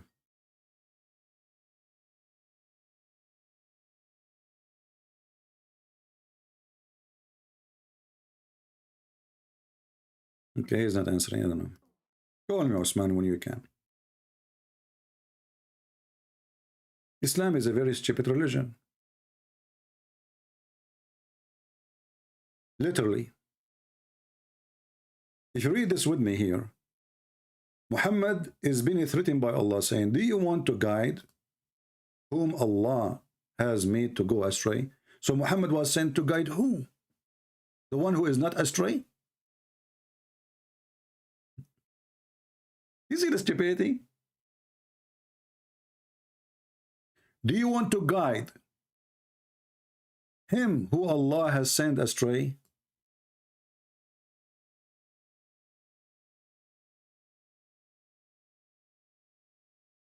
Any person, he is a Christian, he texts me in Skype, I consider you trying to bother me only.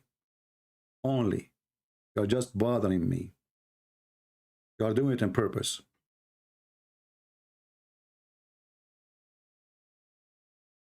Why you need me to give you a link in Skype for the verse I'm showing in the screen? Are you that much lazy? Chapter 4, verse number 88. Even this one, I need to give you a link for it? And this is why you are texting me in Skype? I blocked you. Here you see the stupidity of Muhammad. He cannot explain why he cannot guide them. Why they are not believing. So Muhammad come with the excuse that Allah don't want that to happen. Do you want to guide those who Allah misguided? So now he's claiming, oh, you don't believe in me as a prophet because Allah don't want you to believe. So when this guy, he left Islam, Allah don't want you to believe in Allah at that time. We have another Abdul. Let us see.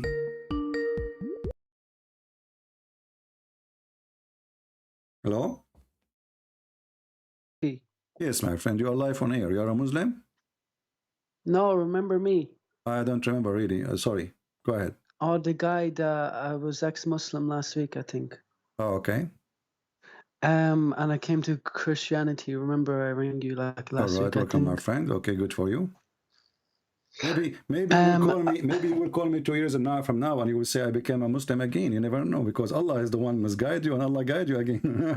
No, I won't. No, right. I know so much now. Right. But I have a Muslim friend. I gave him your Skype name, and he said that he will text you. Are you online today or anytime soon again? Right now, I am live. I don't know when I'm going. I don't think I'm going to be later. I mean, that's it. I cannot live inside the internet, my friend. You know? Are you gonna be on like in 2 days, whatever? But whenever you're on, I keep coming here. I keep coming. I'll tell him to ring you whenever every you Friday. Listen, every Friday, New York time between like around 10:30. You know, Friday and Sunday every morning, New York time, 10:30 around 10:30. I will be. This is fixed date. You know. Yeah, he's actually from Egypt, so he speaks Arabic, and you can help him with this. No problem. He can call me. He can call me now. Text him. He can call me now. Yeah, he's in work right now, though. Okay. Well, when he come, you know what we can do. You know? Can I ask you one question? Sure. Before I go, can you? Because I tried to show him that Allah is actually the moon god, and I think I asked you that the other day, but probably forgot to talk about it. But can you just answer this one question? Is Allah actually? What does Allah mean? Because Dr. Shabir Ali says that Allah means the God. Well, if Allah mean the God, then how you say the Shahada? Why the Muslim don't say there's no Allah but Allah? If the word Allah mean God, correct? So obviously Allah is a name, and it's not a one word. Allah is two words. La and al. Al is a word in Arabic today. It means the, and in the old Aramaic or Hebrew mean God. So like Israel used to be called Israel. Mikael used to be Mikael. Gabriel used to be Gabriel. Even now, the Muslim, they believe that there's a person, his name is Daniel. Even Baal, Al, you know. So Al is a word meaning God. You add it before any name or at the end of a name for a person you worship or a person belong to that God. Baal in Arabic can also mean an old person, right? No, it can, sometimes it can be used. This is all coming from the pagan tradition. Like, you know, if you go in the Quran, actually, here we go. You see. Yeah, I know he's the idol worshipper. Yeah. But no, the word Baal appear more than one time. Oh, does it? Yeah. As an example, the man, Baal is the god of fertility. Right. Yeah. Okay. Another way, the god, the one who if, you know, the one who if. So here you will see it says, chapter 2, verse 2 to 8. You know, it mentioned the word Baal as chapter 4, verse number 128. If a woman, she is suffering, you know, like her husband, he don't like her no more. But what is the word husband here? Muslim translate husband, but the fact there's no husband. It is Ba'alaha, Baal, the one who if her. Oh, okay. All right. So if a woman, she feared distortion in a relationship from her Baal, the man who sleep with her, Baal is the god who sleep with women. Is that what the tafsir say on it also, the scholars? Well, yeah, this talking about the husband supposedly, but the word husband is not there. The word there is how do you say husband in Arabic? Zawj. Okay. Zawj for individual. I mean, you say like he is a zawj, this person. If I want to say her husband, I say zawjaha. Here you will see the word Ba'alaha. Different. Yeah. Ba'alaha is the same word as Baal, but here the same Baal become the husband because he is the one who fertilize her. Sorry to say that, the fertility, you know? Right. Not fertilize. Right. The one who make fertility, make her have a children. So the Quran is this what happened with the black stone when women and men would put their private parts in the stone to ask for a child? Is this who they were? Yeah, this is why women, they used to go and put their hand over their vagina when they have their period, as the tafsir says, and then they place their hand inside the black stone.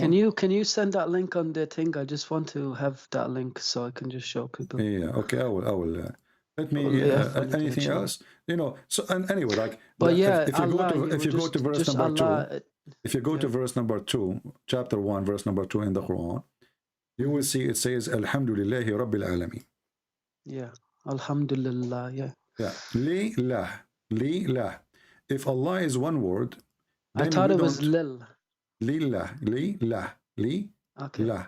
Alhamdu means thanks and li too. Alhamdu, and la is God, right? Yeah. Here the word, you notice that the word Allah is not written the same way as the second word. If Allah is one word, then the name will not change anywhere. Like you cannot take the first letter from Muhammad off, say Hamad, you know, if his name is Muhammad, you know. So Muhammad is Muhammad. Names, right? But if you take it off, that's mean this is not really a name. And actually Muhammad, yes, you can take his name off because his name is not a name. As an example, you will notice that Muhammad is Ahmad. 5 names, yeah. Is Mahmoud. Yeah. Is Hamad. Titles, so here you notice that Allah, as you see in the screen, is different from the second word, which is li lah. Li. Here we notice that there is an alif is missing. You see here, there's a. Let me zoom more. I'm trying to zoom as much as I can. So the AL is missing. Yeah, the alif. You know, the alif is the letter A. So here there's no alif here. We need to add it here to make it the same as the one in the top. Let me make it more skinny alif. Okay, hold on, very thin. All right, here there should be an alif. Allah, it's gone. Why? Because here there's no L. Here there's li, la. Li mean to. Yeah. To who? To lah. Yeah. So this word is 2 words, or let us say 2 part. The first letter is to say to. Li in Arabic mean to. Li. Yeah. Let us type in English. Li mean to, and the second part is lah. Li lah. So alhamdulillah. Thanks to lah. This is the true name of the God of Islam. And now if you go and search right now, this is an ancient name. Search, you don't need me now, no more. You go to Google, search lah. Yeah, I searched God lah. Yeah. It's very well-known name, very well-known God. And not only that, here we go. We are talking about the month of Ramadan, right? Yeah. Okay. The Muslims, they say we are not worshipping the moon god. All right. Yeah. What is the relationship between the moon and the God of Islam then? Why everything in this religion is based on the moon? Allah, he claimed that he have 12 houses.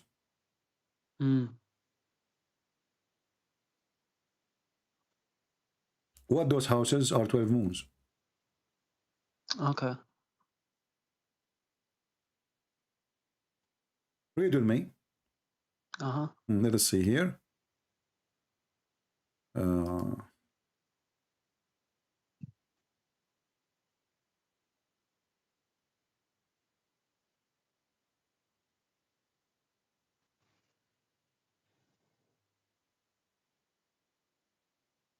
All those verses in the Quran is mentioning the word shahr, shahr. And Muslims, they translate them as a word mean month. But the truth is the word shahr, and you can check it yourself, go to the Hebrew dictionary, you will find that the word shahr mean moon. Allah, he have the number of moons, not shahr, in the sight of Allah are 12 a year. Right. Okay. Why they are 12 moon? Is there only one moon or 12 moon? There's only one moon. Right. So how they become 12? You will find the answer for that Allah, he made it so clear, supposedly, Aka Muhammad in the Quran. Well, it depends what moon. Like one moon for Earth, right? But then other planets might have different moons. But we don't care really. We don't care about what we think. We care about what Allah think. You know, for now we are talking about Islam. So when Allah, he says that the moons for Allah are 12 moons, and then he keep talking about the moon non-stop, and then he claimed that the moon is houses. Let's see.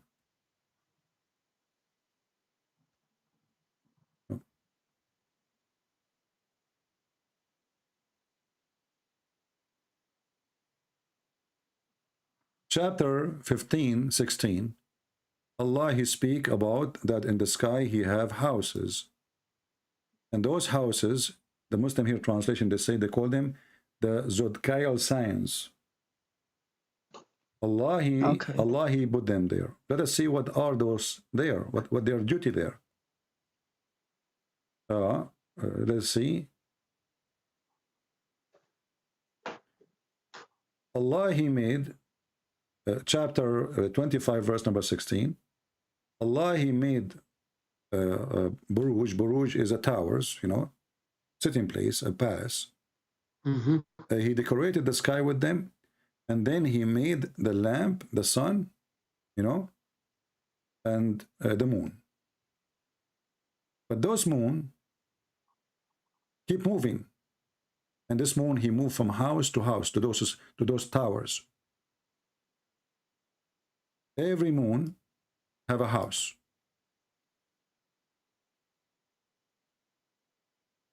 Right. Let us see. See, I'm trying to connect verses together.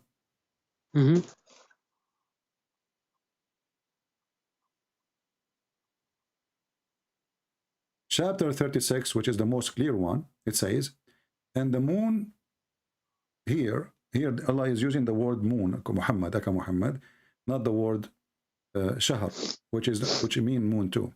And he said, we have measured for her mansion. Do you see how clear now the verse? I said to you that the moon in Islam have mansion, have houses, have towers, you know, like a castle. So we made for the moon, for her, a mansion to traverse till she returned like an old lower part of a date stack. Now you can read the interpretation about this and you would die laughing about what they meant by this. But here, according to Muslims, that the moon, there's 12 moon,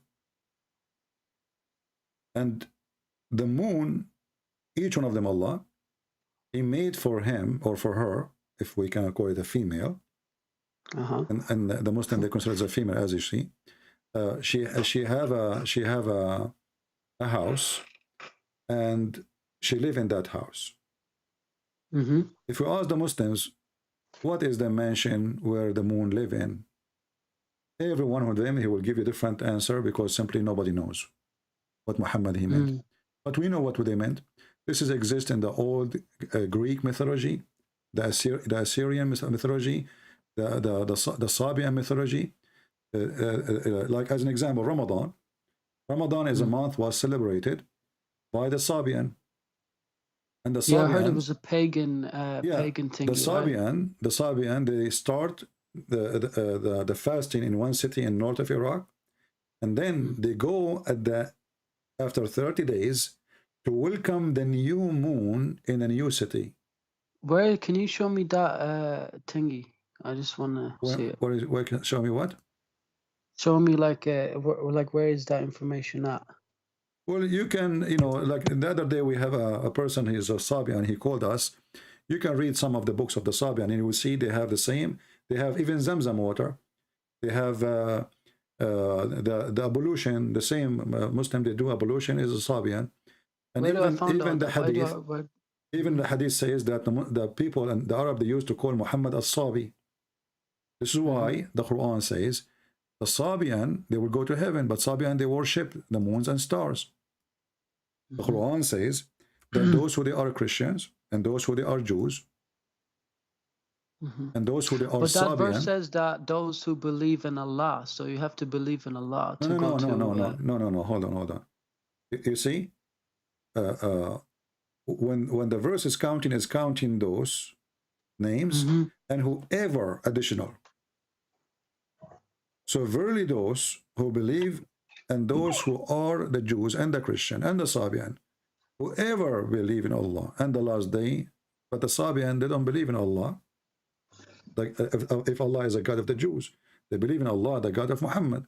Those who believe and those who are Jews and Christians, whoever believes in Allah. Yeah, whoever. It says whoever believes in Allah and the last day. So you have to believe in those things to go into heaven. This is additional, because the Christians don't believe in the last day of Allah. They don't even believe in Allah, because simply if you go in the Quran... But maybe it's just referring to them as a group, as a name. My friend, the group is those, when I call you by a group, when I say Jehovah's Witnesses, I mean what Jehovah's Witnesses believe. Otherwise, they are not ethnic, correct? Yeah, okay. But if you're saying Jehovah's Witness, if you believe in Allah and the last day, then you will go to heaven. The Quran confirmed that the Jews, they don't believe in Allah. And the Quran confirmed that the Christians, they don't believe in Allah. Why? Chapter 9, verse number 29 says, go and fight those who don't believe in Allah and the last days. From who? From the Christian, the Jews, etc., etc. So he named us, and he named what? Our guilt. Our guilt. So what does it mean by whoever believes in Allah and the last day and do righteous deeds? This is additional. So he's making everybody. This is when Muhammad was weak. He's trying to make everybody follow him. So he said to the Sabian, you go to heaven. The Christian, you go to heaven. The Jews, you go to heaven. Everyone, you go to heaven. But all of us, we knew, the Quran says in chapter 9, verse 29, that Muhammad saying, fight those who don't believe in Allah. Okay, who is then who don't believe in Allah? Muhammad, he named them specifically, the Christians and the Jews. They don't believe in Allah. They don't believe what's forbidden by Allah. They don't believe what in Muhammad. They don't acknowledge the knowledge. What do you say about Muslims who say this verse was revealed at a time when it was at the battle between the Christian Romans or whatever? Birth of who? The birth of who? The battle between the... No, you said the birth. I think. I heard saying the birth. The birth? I don't know. Say again the question. I did not hear you. I said the battle between, I think you think, between the Romans and the Muslims and the Romans at the last years of Muhammad, I think. The 9th of 10th of Hijrah. Yeah. And when I think Romans, I think actually there's a Sahih hadith that says that the Romans threatened or wrote something or threatened Muhammad and his army that they were gonna attack him or whatever, something like that. My friend, here we go. The verse in front of you. It is Muhammad Because who that's what says, the tafsir say. Ibn Kathir no, you see, says they that can this say was, whatever they want. It says, fight those who don't believe. It does not fight those who fight you. And the Roman, it's Muhammad, the Muslim agree that Muhammad is the one who sent the letter to the Roman ruler, saying to him, convert or else or I will kill you. You know, so it's obvious. And actually, this verse itself, it was for the sake of money. If you read the verse before it, it says, if you are feeling poverty, speaking to the Muslims, Allah will reach you. So go attack the Christian and the Jews. And this is why the Quran says in the tafsir that Muhammad, he told the Muslims, attack the Roman, get the blonde girls. Yeah, that's a weak hadith, I think, right? No, it's not a weak hadith. It's a, you know, this is how it can be a weak hadith anyway. Okay. You know, there's somebody, I think Muslim, there's a scholar on anything, top of that scholar that friend, said that it's weak or something. Anything is embarrassment to Islam, the Muslim, they will say it's a weak hadith. Yeah. Anything. Ibn Abbas says also. Yeah, remember that. But if it's a weak hadith, why the Muslim in their interpretation, they use it to explain the Quran? Are you using weak hadith to explain the Quran? Here we go. This is the Muslim interpretation for the Quran.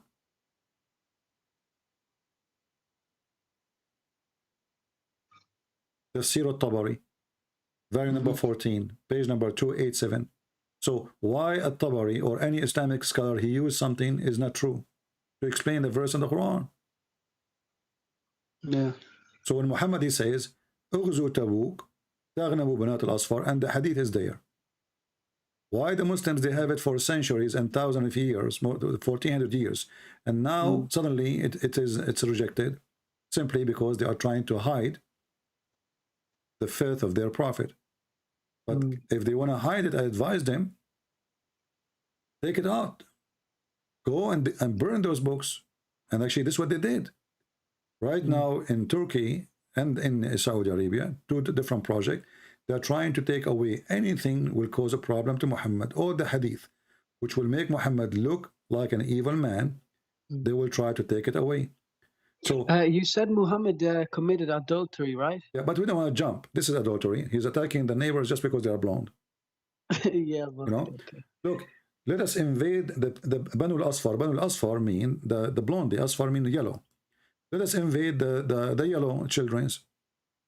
So we can get, the translation is not really good. Let us, so we can get the blonde girls. A man, he said to him, a decent man, he said to him, permit me, forsake me. Don't tempt me with the blondie women. Why you are tempting me with blondie women? A Muslim man, he said that to Muhammad. Yeah. Anyway, my friend, so we can take more callers and specific Muslims. Okay, thank you. Let your friend, the Muslim guy, call me. He's welcome anytime, and we will be happy to take him. Okay, salam alaikum. Bye-bye. Take care. Shalom. All right. Forgive me if you are a person who called me, like this guy, Osman. He called me 2 years ago. I don't remember him, really. But I look at the chat, and I found I have a chat with him. You know, this is why I remember now.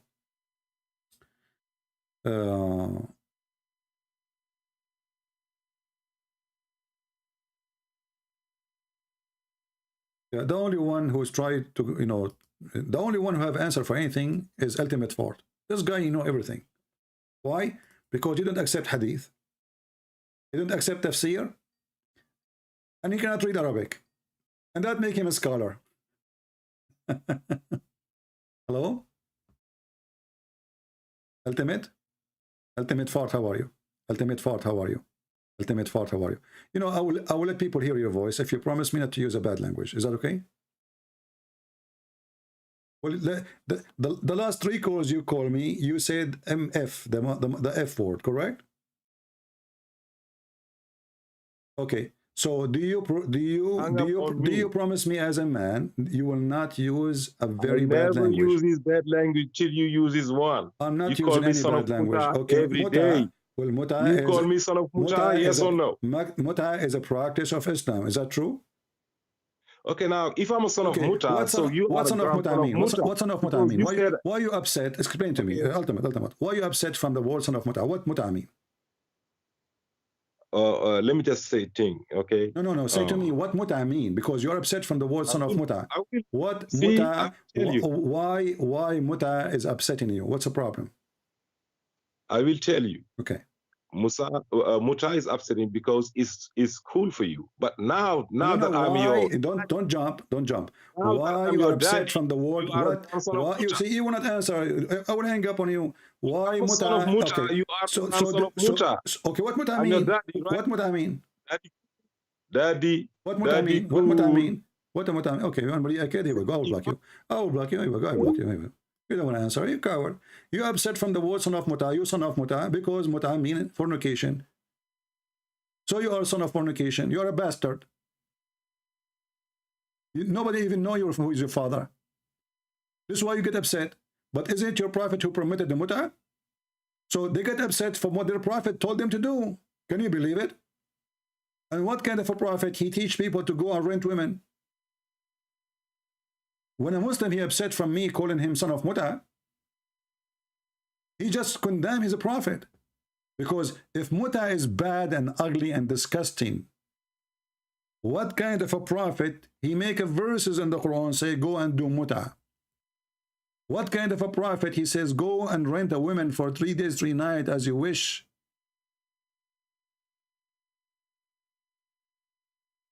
Do you see how Muslims they help us to prove Islam to be a very ugly, disgusting cult? If Muta is a, don't you Muslim call it temporary marriage? So I'm saying to you, you are a son of marriage. No, the truth is, when you say Muta, this is not marriage. We know it's nothing but a fornication and women get paid to open her vagina. Excuse my language.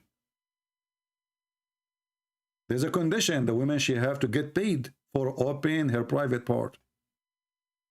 And there's a condition, you have to agree for a certain agreement. As an example, how long? How long the effing process will be? 5 minutes? 5 hours? Then, number 3, they have to agree about how much money she will collect. So, when we say the son of Muta, I am just using what your prophet said. A man is renting a woman for 3 days, 3 nights. The woman, she delivered a child from those 3 nights, 3 days. He is son of what? He is son of Muta. In fact, all marriage in Islam is a Muta. All of it. Because Muta, what is Muta? Is a contract, employee and employer. Even Muslim website, with no shame, they describe the Muta as a rental agreement. Let me open the Muslim website for you. Just to show you, we are not making things up. This is how filthy, this is satanic cult. And Osman, he says to me, he found that Islam is the truth. This is the truth. Why Jesus, he allowed Muta before? And Moses, he allowed Muta before?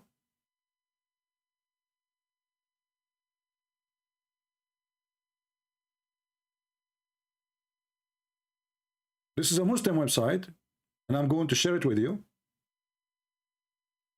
Let me put it in the screen.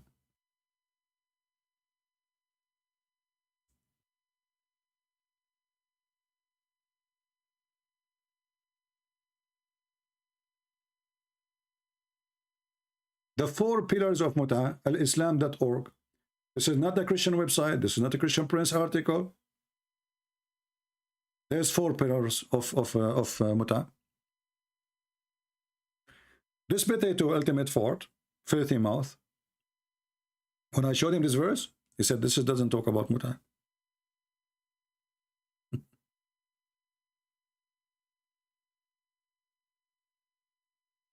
doesn't talk about it. Even Muslim Sunni and Shia both agree. And then here you will find, when the Muslim, they explain what is Muta, it says here, in some work, special terms applied to women who participate in Muta, in Arabic, mustajara. What mustajara mean? Or rented women. Do you see it? So they say to us, Islam prevent us from sin. But Islam legalized sin.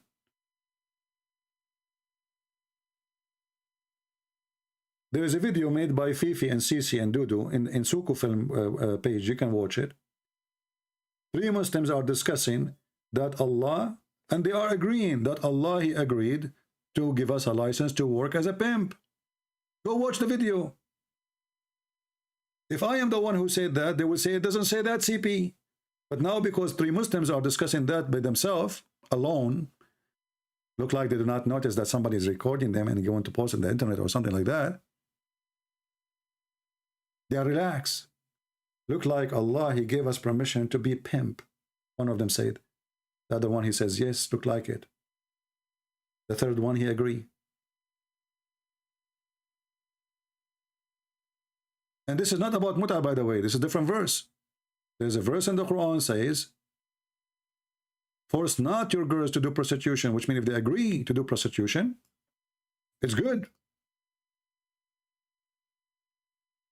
And even if you force them, Allah is all merciful. There's no penalty for prostitution. And it's encouraged. And there's not a single verse in the Quran saying don't do prostitution. We have only one verse which is encouraging prostitution, saying force not your girls to do prostitution, which means if they agree, business is good. And if you force them, Allah is all merciful. And the Muslim, they add words to it. They say to those women, what do you mean to those women? Why Allah will be merciful to the women, forgive them, but He don't punish the Muslim men who did that to them? Oh, because they forced them, you know, the Quran says, if they agree for it, this is good. Business is good. Prostitution is good. This is Islam. A religion of faith.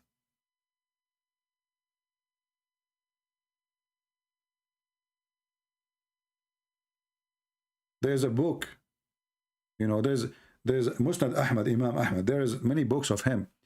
If you want to learn more really about how filthy, how ugly, disgusting this religion is, go read the book of Musnad Ahmad.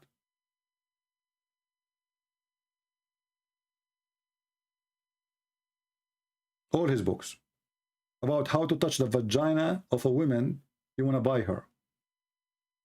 And what is the consequence if you touch her? You have to buy her. And what a slave woman she have to show of her body when she is in the stage for buying and selling. If you read another book about the faith of Islam, read the book. It's called Kanzul Ummal, the treasure of the workers. Extreme faith. If you read a book, actually there's a book, there's a very well-known Imam, his name is As-Suyuti. Very big name in the Islamic world. As-Suyuti.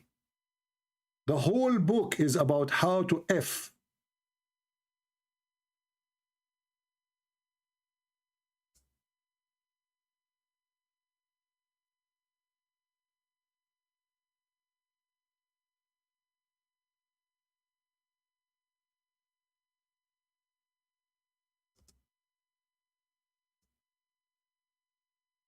Let me find some reference.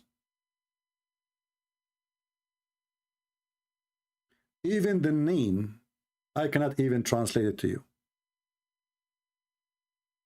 نوادر الأيك في معرفة النيك. I will try to translate, and this is the PDF file if you download it.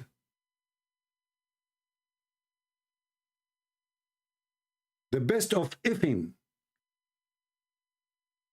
teaching you how to if. If you read it, it's a book. Even porn is not like that.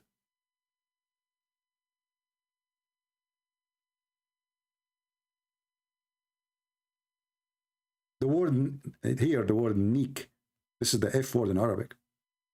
This is why Muhammad, when they brought a woman to him, a man to him, or he came to him, he said, did you aniktaha? Did you F her? This is the filthy language of Muhammad. The same word. The Naik book. The book of effing. Muhammad, he asked the man, Aniktaha? Aniktaha did not mean, did you have intercourse? Intercourse is a nice language. Aniktaha means, did you F her? It's in front of your eyes. The Muslim, they translate, did you have intercourse with her? Why Muslim don't be honest and translate as it is? Did Muhammad says, did you sleep with her? No. Did he say jamataha, which means you like gather with her and do sex? No. Lay down with her? No. There's many ways to say the word. I mean, what happened? He used the word aniktaha, which is, did you F her? And any Muslim who speak Arabic, he knew that I'm saying the truth.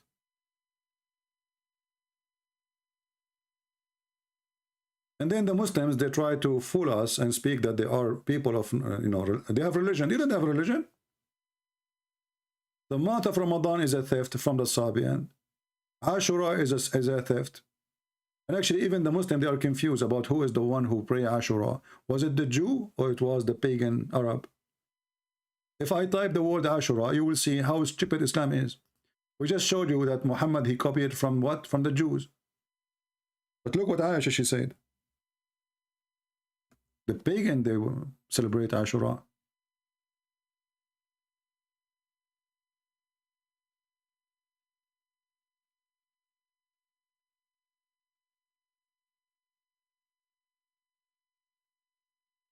Let us see.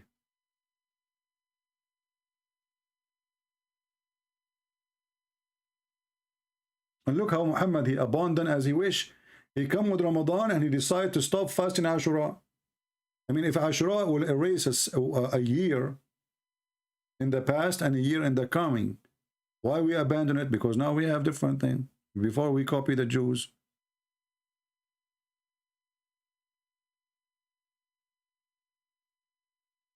Read carefully. In the period of ignorance, supposedly the Muslims, they think that the Arab before Islam, they are ignorant, and they are supposedly, the Muslims are not ignorant.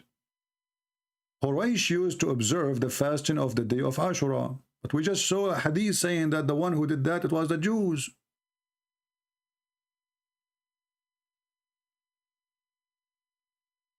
So Muhammad is copying the pagan fasting.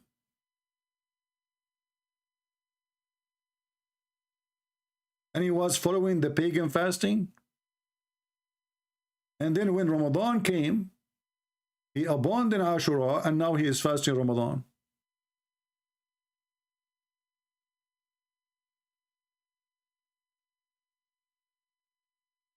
Do we have any brave Muslim? He have anything to say to us? Too bad Osman, he decided to retreat. He noticed that he is in the lump, in the loop.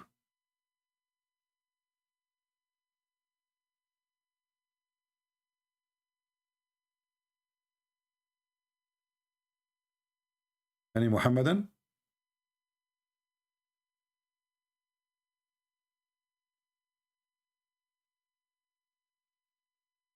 Okay, we have somebody, he said he have a Muslim with him in the church.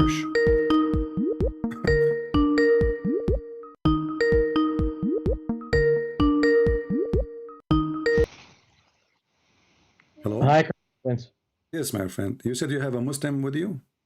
Yeah, correct. He's not here with me now, right now, but I can make him call in like 2 minutes. All right, I will be happy. What his name, so I can know it's him?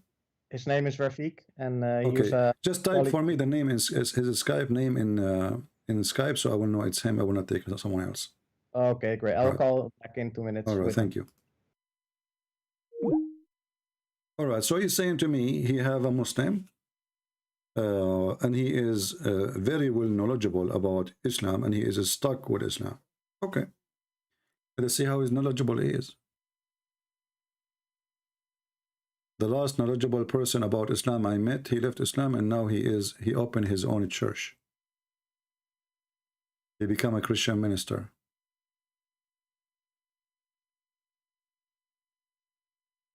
Please invite your friends. We have a Muslim who is very knowledgeable. I don't know if he's a sheikh or not, but he described him as a very, very, very knowledgeable person.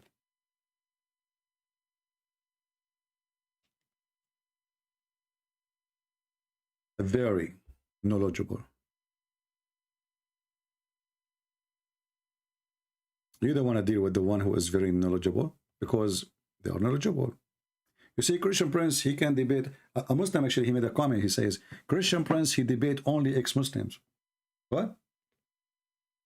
So He debate ex-Muslims and then they became ex-Muslims after he debate him. That is something. Let us hope he will call soon and we will have a good time.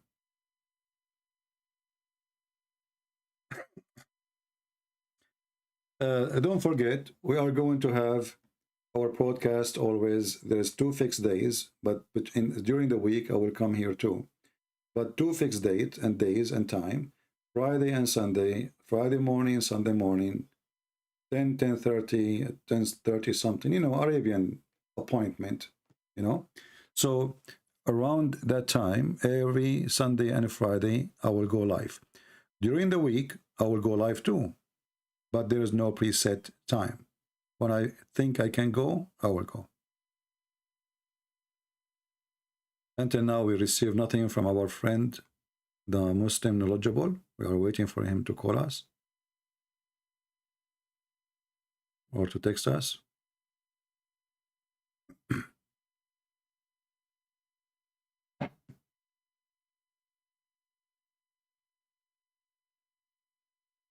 Islam is a very stupid, silly cult. I mean, do you need even to have a brain?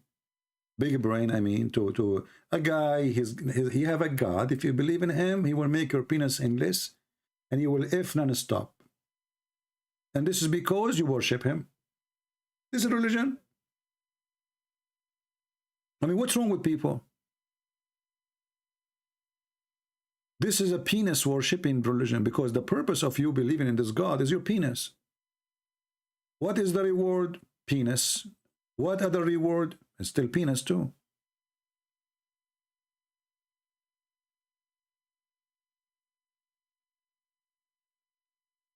Why a true God? He want to promise me such an entertainment. Where's love? When God, he created Adam, he created one Eve. And if one woman is not enough for a man, no woman will be enough anyway, even if they are a million. And especially if all those women, the whore, they look the same. I mean, look how stupid even the promise. All of them, they have the same face, the same look, the same voice, and they sing the same song. And each time you sleep with them, Allah will make them virgin again. Cheater. Imagine somebody, you buy something from Amazon, and then you find it's an open box.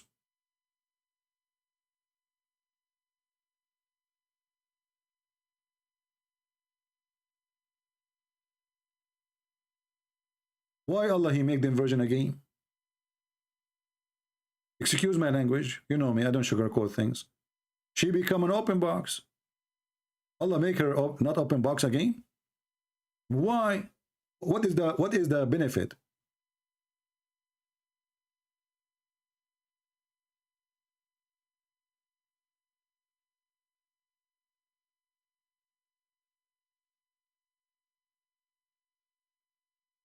Here we go. We have the gentleman. He just called, text us. Oh, this is a different one. If I call you, talk about Muhammad, B-A-B-B-B-H, in the Bible. You want to talk about Muhammad in the Bible? Okay, until that person he called us, we will call this Muhammad here.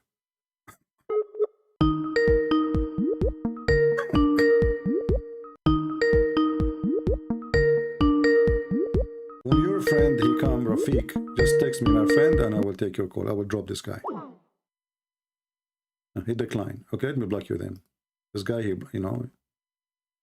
said he want to talk, and he declined. I blocked you. Don't waste my time.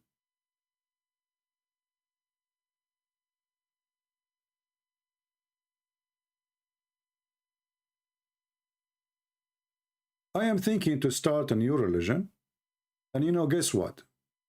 Muhammad, he promised you, if you are a bad person, because there's heaven, there's level, the lowest one will have 72 women at least, and 80,000 little boys. Guess what? If you follow me, my name is Allah #1. I will give you 74 version, not 72, plus free internet, plus Netflix, plus Amazon, plus free shipping and return, plus unlimited supply of condoms. What do you want more? Plus, Allah in the Quran, He promised you meat of birds. I have lobster, shrimp, salmon, all kind of fish, plus Viagra, unlimited supply of Viagra. Who is better to worship now?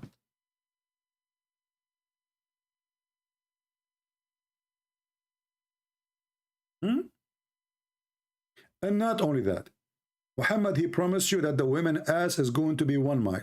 I will make it 2 mile. It's very easy. I have a friend, he's a doctor, he can just push some silicone and we will make it bigger. 1 mile ass. This is religion. And not only that, if you follow me right now, brothers, sisters, Allahu Akbar, Alhamdulillah, my name is Allah number 1. I will not allow shaitan to take hair from your anus, because this is happening only for you are worshipping Allah. I mean, what's wrong with this religion? Shaitan, he play with your anus. Shaitan go around your penis. Shaitan, he sleep in your nose. Shaitan, he piss in your ears. Shaitan, he jump in your mouth. I mean, what does shaitan? He have nothing to do except the holes of the Muslim? He have nothing better to do? Why this conspiracy against the holes of Muhammad body, or Muhammadan body? You go to the bathroom, you think you can finish it in 2 minutes. You go inside, you're stuck. But why are you stuck in the bathroom?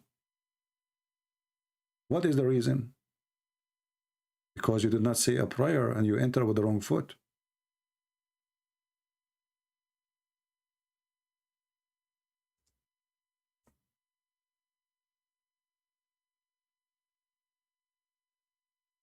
Brother, it's true story.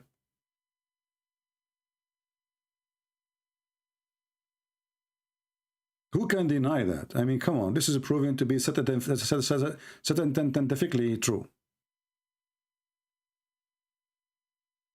You go inside the bathroom, you think you are done in 2 seconds, and then you find that what? Shaitan is now is inside your anus, and he is playing, you know, inside.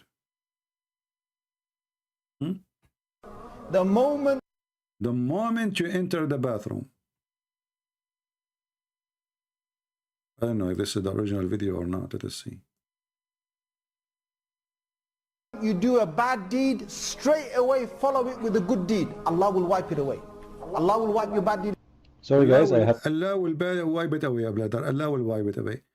Okay, hold on.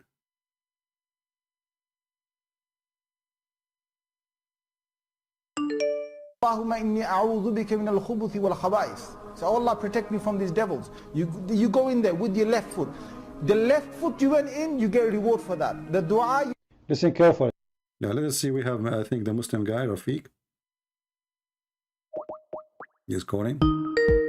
Was texting.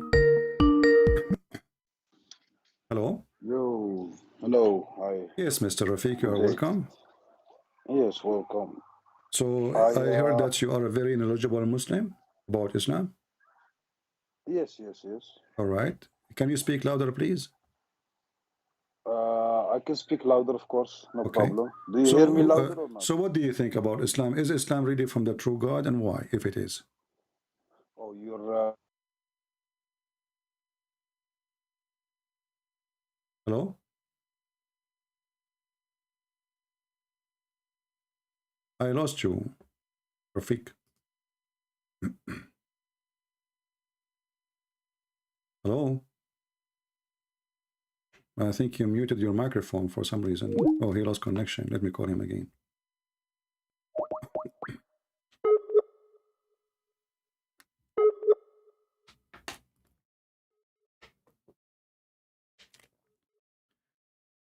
His internet is bad. I'm trying to connect with him. He's trying to call too.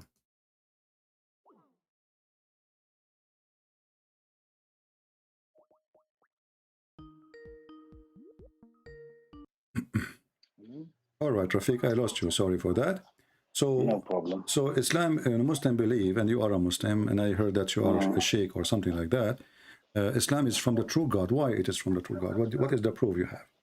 I think I'm gonna stop this conversation because I don't like the way you express yourself. Like in 1 second, this is the first thing you have to say. You don't. So what do you want to say to you? Give you a hug? What do you want to say? I mean, you are a man. Leave it for this. You are a man. Leave it for this. You are trying to find an excuse. You are trying to find an excuse to hang up. I'm not trying to find something. So what's wrong? What I did? No. This is. I said to you, is Islam the true religion? All what I said to you is Islam is true. Okay, tell me why. Okay, tell me why. Why you're upset? Okay, tell me why. Tell me why. Tell me why. I'm gonna leave you alone. This is not. You are running away. You are running away. You are being my friend. I did not say to you any wrong word, and you are trying to find an excuse. You told the people in the church there that you are knowledgeable. Obviously, you do not know anything. So then stay, my friend. Stay. Can I talk now? Sure. Can I talk now? Stay and don't leave. You want to talk to okay, so why Islam is the religion of truth? The mic is yours. Okay, can I talk now? Go ahead. Your the way you talk, your how do you say that? The tone you talk into, I don't like it, and so I'm not gonna. It's not running away. It's like why should I? Okay, what tone you want me to talk about? I'm not going to say anything. You see, you are finding an excuse to run away, you coward. So you lied to them. You told them you are knowledgeable about Islam. Obviously, you know nothing. I did not say anything wrong. I said to you, and it's recorded, Muslim believe Islam is the religion of truth. Why? What tone? What the way you talk? Because you are a coward, you told those people that you are knowledgeable, and now you are in the exam, and everybody will notice in 2 seconds that you are a shish kebab hummus. So you run away. Potato. Of course, Islam is the religion of truth, but why? I'm going to leave. We would not start even, we would not say anything.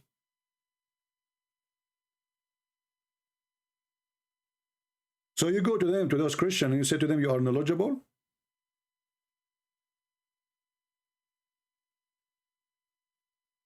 I don't think even you have high school.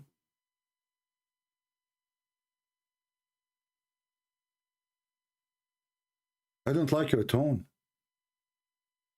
Is that? Let me change my tone.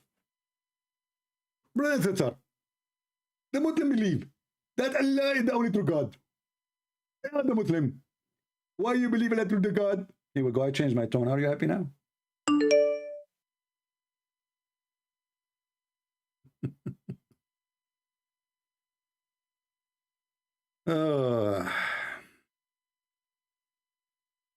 I don't like your tone. That is something. Where is the Christian gentleman who called me? Let us call him.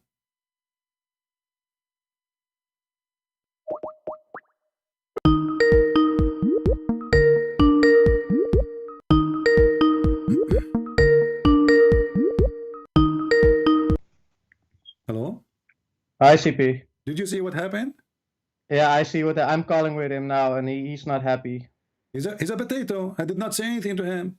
I just say Islam is a true religion. Why? That's all. Yeah, true. You ask him a question, but he didn't like the way you tell him that he might be a sheikh or something else. So he's what sheikh? Yeah, whoever he is, he can say I'm not a sheikh. He can say I am whatever. I am a guy who taxi driver.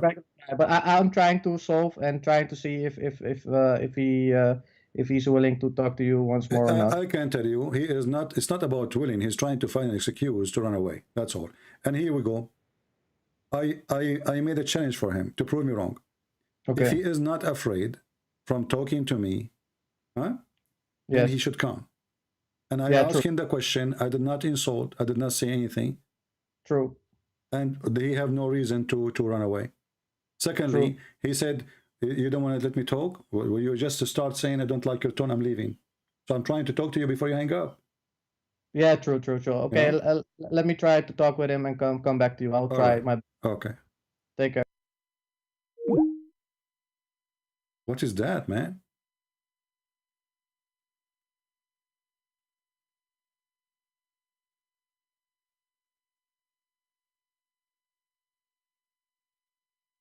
If you know a Muslim, he claimed to be a sheikh, big sheikh, his beard is so long, please call him, ask him to join us. I don't like your tone. I will change the way I sing.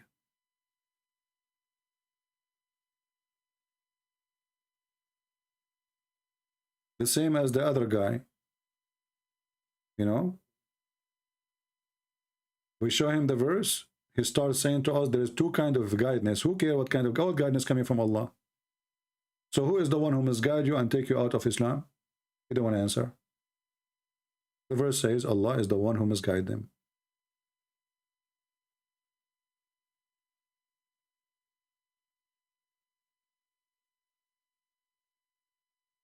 Please join us in conversation because soon I have to go and eat. Because in month of Ramadan, we eat more. It is very funny when they say that we fast. Are you?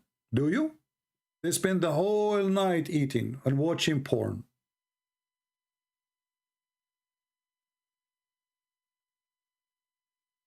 Because your sin is forgiven, you did fast, my friend. That's it. Very open, lousy, sexual cult. Duct tape religion.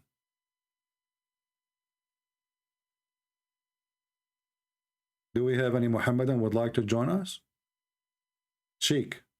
Any sheikh? Yeah, this poor Christian, he's trying to convince him now to call back. Don't waste your time. He will not call. He will not dare. He knew what would happen if he called. He knew that he knew nothing.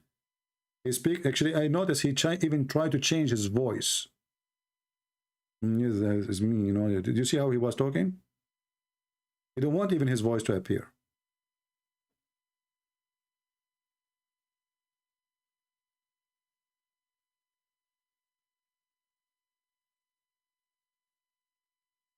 Do we have any Muhammadan would like to join us?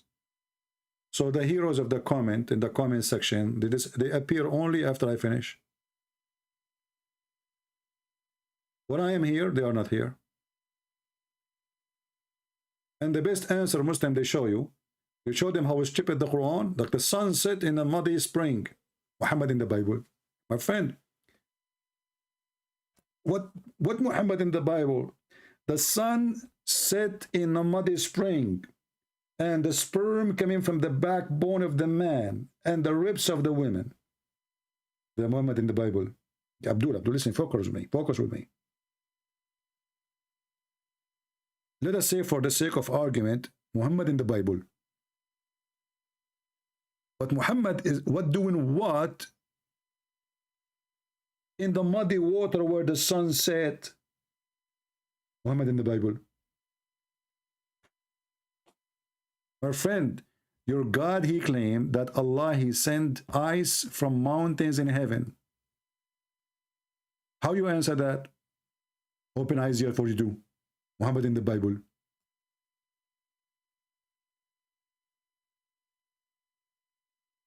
That's amazing.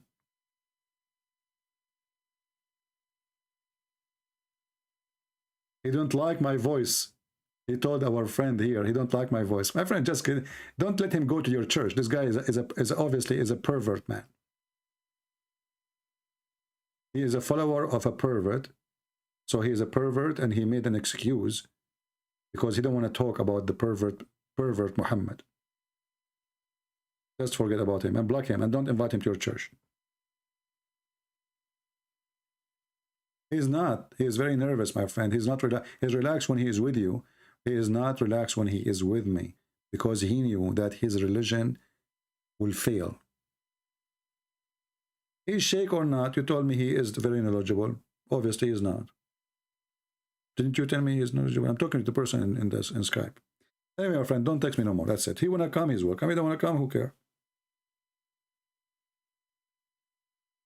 We are laughing.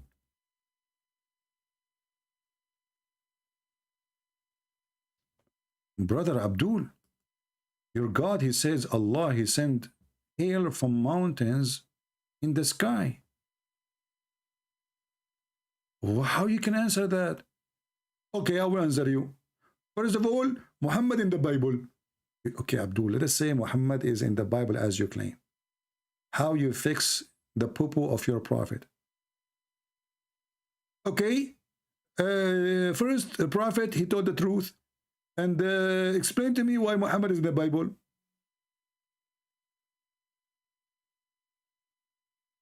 And look at the false translation the Muslims they have. Chapter 24, verse number 43.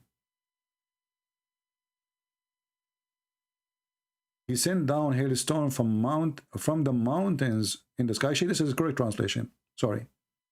Finally, I found, which translation is that? Finally, I found a serwar. Finally, I found one of them is saying the truth. Hey, Muslims, your God, he think that there is a flying ice mountain and he break ice from those mountains and he throw it at us.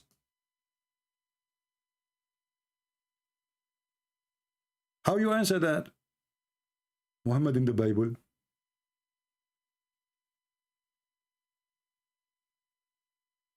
Is he?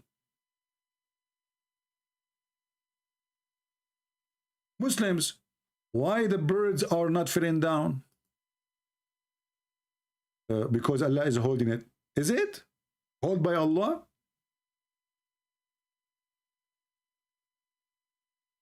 Is it really true that the bird they don't fall down because Allah is holding them?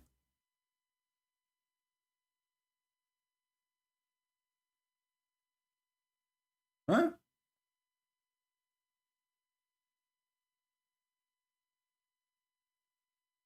Look at this madness. Is it true that Allah he opened a school to teach Solomon the language of the birds? Yes. Okay. How come Suleiman he understand the language of the ants? How you answer that? Okay, Muhammad is in the Song of Song. What the heck? Guys, do you think that the Song of Song, the original Song of Song, is written by the language of the birds? Because Allah, he taught Solomon the language of the birds. And he have an army of a chicken.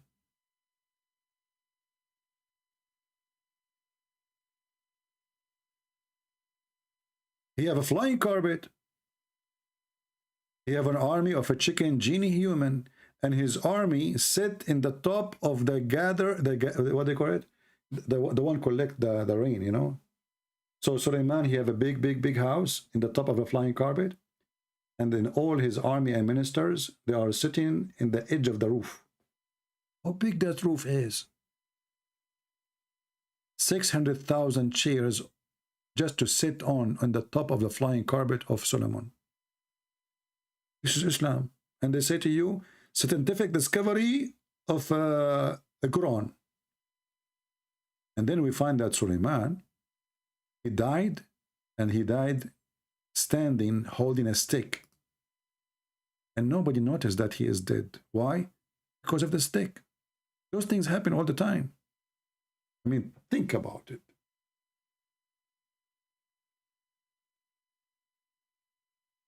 If you are Suleiman and you are holding a stick, that's why it's important to hold a stick with you. You know, if you want to think that your mother-in-law, she want to make her think that you are still alive, even after your death, hold a stick with you. So Solomon, he died. And he was holding a stick and he was leaning on it. Nobody noticed that he is dead for more than a year. Until the termite, they ate the stick. How you explain that, Muslims? Muhammad in the Bible. Abdul, I'm telling you, Muhammad in the Bible. I mean, the guy, he have many wives, he's a king, he have ministers, he have army, he have generals. They come to talk to the king every day. His wife, she come to their room and she say, honey, you want to eat? Solomon, he don't answer. honey, you want to go to the bathroom? You don't answer. The Minister of Defense, he come speak to the king. Your Highness, we have the army of the enemies approaching. Should we do anything? He didn't answer. 1 year the man is dead and nobody noticed that he is dead. Not to mention that your body will be, I mean, what happened to a body of a human being after a few days of death? After 5 minutes of death? The guy is standing and he's dead because he's holding a stake.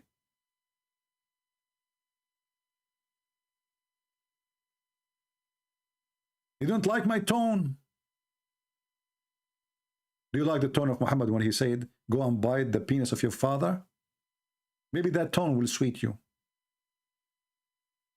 Go and bite the penis of your father. That is a good tone. And what about we, Christian Prince? You are giving the verse out of context. Yeah. Let us go and read the interpretation made by you Muslims. Chapter 34, verse number 14.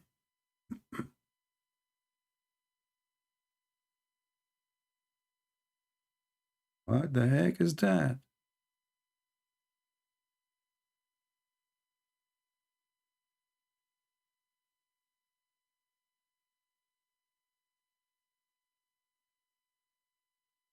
Amazing, amazing, brother. The Quran is amazing, brother.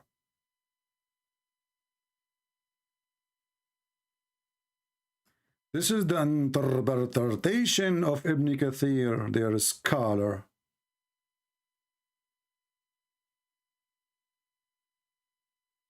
Brother, Allah tell us how Solomon, breeze be upon him, died and how Allah concealed his death. Yeah, Abdul, how he concealed his death? The guy, he's just, it's because of the stake. He was leaning the stake. How he concealed his death? From the jinn, who they were subjugated to him to do labor. The genie work for somebody tell Putin how he can get some genie instead of getting some Kadyrov and his puppy who ran away from Kyiv. 66 kilometers they come from Chechnya, and then they run like potatoes from Kyiv. And for sure, before they run away, the coward, they did not forget to shoot somebody's and some people driving their bicycles. He was leaning on his stick, which was his staff. Ibn Abbas said, this is the cousin of Muhammad, may Allah be pleased with him.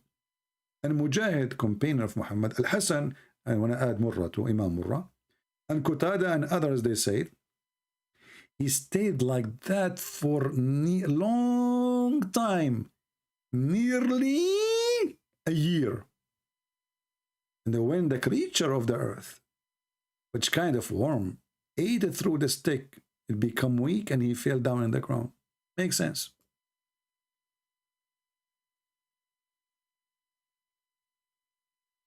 I mean, let us be honest here. Who of you don't believe in this story? I'm sure all of you believe. Actually, me, myself, I'm dead more than a year. And the reason you think I'm alive because I am leaning over the microphone.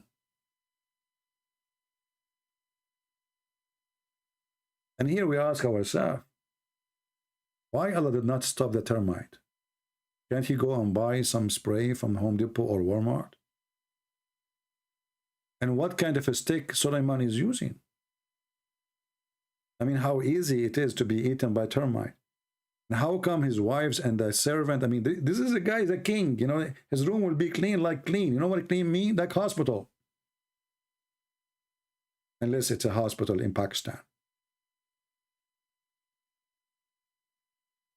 All those servants around the guy cleaning the room, he is standing, nobody noticed he's dead, and nobody saw the termite.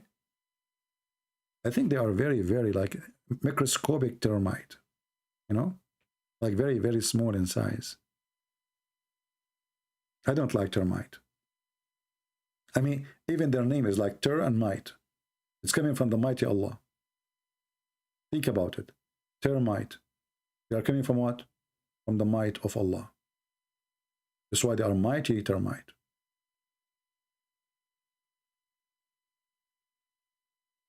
This is a king, his staff will be covered by gold and jewel.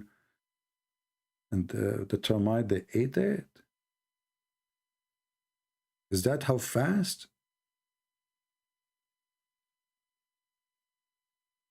Any Muhammadan?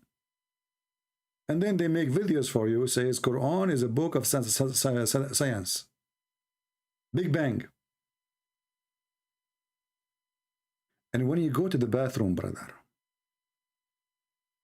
Shaitan, he play with your anus.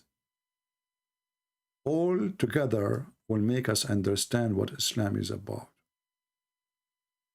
And this guy, the Big Bang Theory, it's there. It's in the front of your eyes. Why you don't see it? And the brother, Muhammad is a person who don't believe in fictions. He is a person who believes in true stories.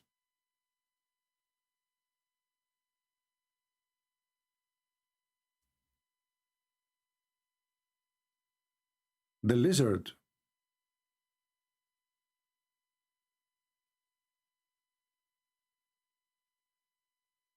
the hamster, the enemies of Allah.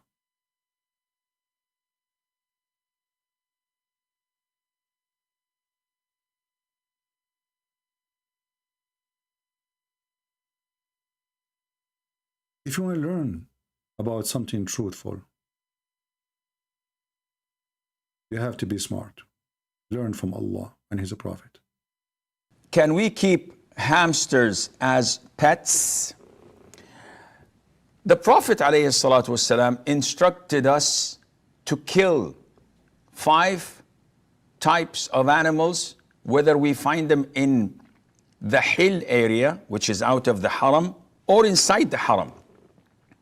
And he also ordered us in different hadith to kill mice, because a mouse is a type of an animal that is evil by nature, and it carries a lot of diseases, and the plague is one of them among others, and it's known to be destructive and with evil intent. Even it may take. My friend,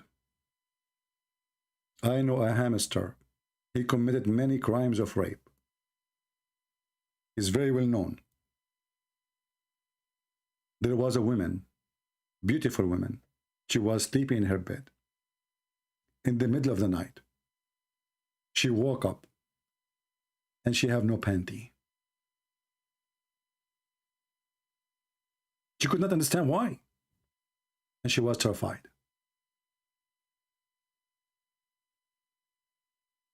And then she called the FBI. And the FBI came and gathered from everywhere. And they found the truth.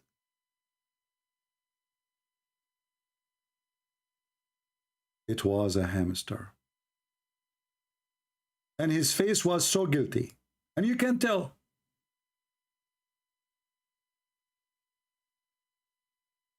I mean, I don't know how many of you, they have this special ability to see things. We Arab, we do. We see things you don't see. Look at him. When the FBI GHOA department start investigating him, they ask him to put his hands on the table. And they got his fingerprint. And it was in total agreement with the fingerprint they found over the private part of that woman who had been raped by the hamster. He tried to deny it by moving his mouth, left and right, up and down. He held his mustache, saying, I swear by Allah, I did not do it. But you cannot fool us. They think they can fool us. They cannot. Just face it. Hamster, we got you. And you are going to be punished. And you do things with evil intent. You are evil by nature. Take a piece of thread and get it with evil intent. Even it may take a piece of thread and get it burnt from, or set it on fire from a candle or fire. Hold on. According to scientific study, 99% of fires happening in America is because of mice and hamsters. They do it with evil intent. They go to your fireplace. They take fire with their mouth. And they walk around with it. Touching the curtain, touching the rag, touching the sheet of your bed, and you wake up and you are in smoke. If you don't believe me, there's a very well-known scientist. His name is Yama. He's Japanese. That's why his name is Yama. Yama. He never told a lie. That's why his name Yama. He witnessed to that. He have an evil intent to make fire. Evil, disgusting animal. What a piece of trash you are. Shame on you, hamster. I mean, even your name is Ham and Star. Ham. Isn't Ham is haram? He's half pig.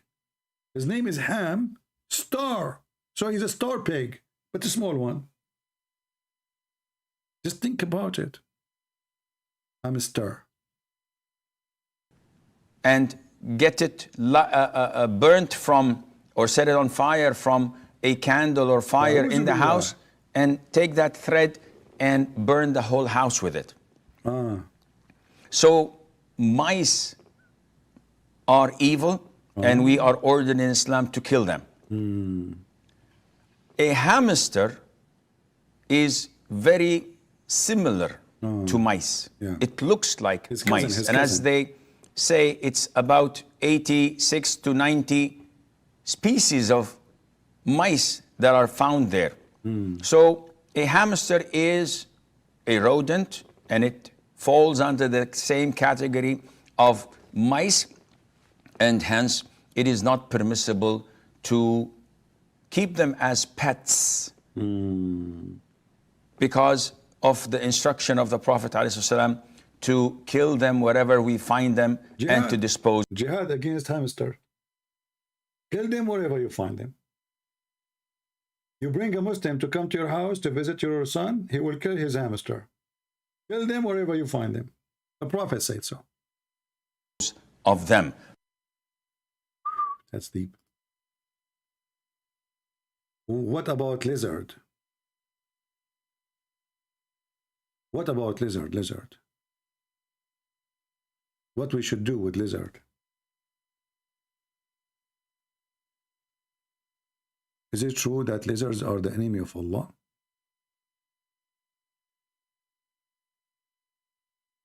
Yes. Lizard is the enemy of Allah. Justifiable, and it's a legitimate thing to do. Likewise with the house lizards. And there is a hadith in Sahih al-Bukhari where the Prophet told us, alayhi salatu wasalam, that when Prophet Ibrahim, peace be upon him, was thrown by his people in the blazing fire, all the creatures of Allah used to try and put off the fire, with the exception of the house lizard. Unbelievable. It used to try to blow so that the fire would grow. Alhamdulillah, I'm a Muslim. Alhamdulillah. Alhamdulillah. Prophet Abraham, he suffered from the lizard. All the creatures, they tried to put down the fire, except the filthy son of Mut'a, the lizard. I'm telling you.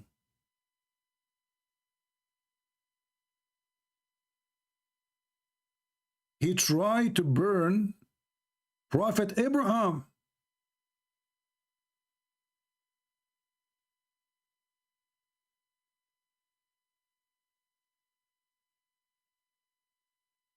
I cannot believe it, how disgusting this creature is, how evil he is.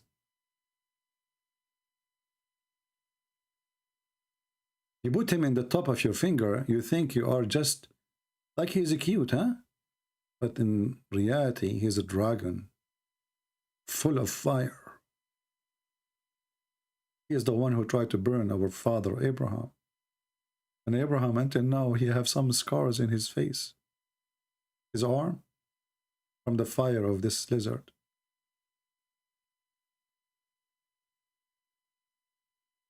Why you do that? Why lizard? What's wrong with you? I have a question. Did this guy says all the creatures of Allah try to put the fire down except the lizard? Uh-oh. Does that mean dogs and pigs, they were trying to put the fire down? So why wouldn't I kill them too? All the creature of Allah, they try to put the fire down. True story, by the way. This is true story. Just think about it. So killing them is justifiable and it's a legitimate thing to do. Likewise with the house lizards. And there is a hadith in Sahih al-Bukhari where the Prophet told us, alayhi salatu wasalam, that when Prophet Ibrahim, peace be upon him, was thrown by his people in the blazing fire, all the creatures of Allah used to try and put off the fire. Did you hear all the creatures of Allah? Cockroaches, dogs, pigs, goat, frog, fly, mosquitoes. Don't talk about mosquitoes. By the way, I have a question. I mean, why they are harmed? I mean, you see, first of all, he did not tell us if this lizard is a male or female. I am suspecting that the one who tried to burn Abraham was a female lizard.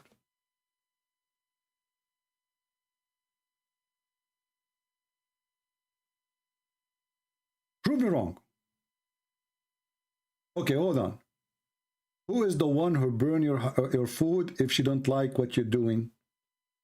Your wife. Who is the one who will burn your suit if you are trying to go out at night without her permission? She put like a cigarette or something in your suit, hole in it, your wife. Just connect the dots.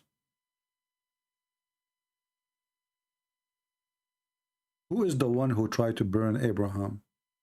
A female lizard. It's obvious. Who is the one who burned your credit card by going shopping online or offline? Your wife. Who is the one who burned the money in your account? Your wife. It's a common sense. And Islam is a religion of common sense. There's a prophet, his name is Abraham, and now he is going to be burned alive. All the creatures, they gather together. Cockroaches, hummus, tummus, fummus. No, we will not let Abraham die. We are going to help him. Bring water. All the creatures of Allah, from the Sahara Desert, all the way to Alaska, even the big bear of Alaska, even the fish of cinnamon. They call them cinnamon, by the way. See? The fish, they carry water. The spider carry water. All the creatures of Allah. Chickens, turkey, or dugan. Except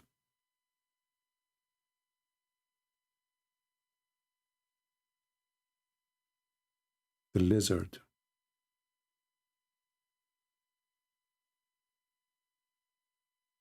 Do we have any Muslim here want to say something useful for us? This is your religion. This is your religion. Prove me wrong. And then you will find a million videos on YouTube speaking about Qur'an and science.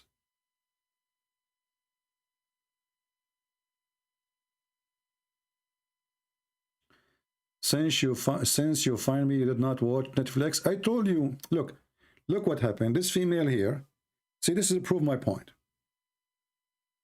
She is telling a guy, his name is Danny.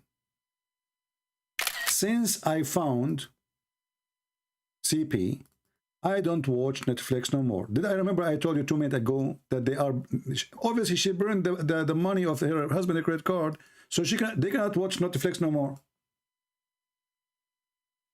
I'm telling you, they are the ones specialized in burning things. This lizard must be a female. So she burned her credit card, the husband's credit card, and now she cannot watch Netflix. So she switched to Christian Prince because it's for free. Alhamdulillah. Thanks to the testicles of Allah. Oh boy. Do we have any Muhammadan?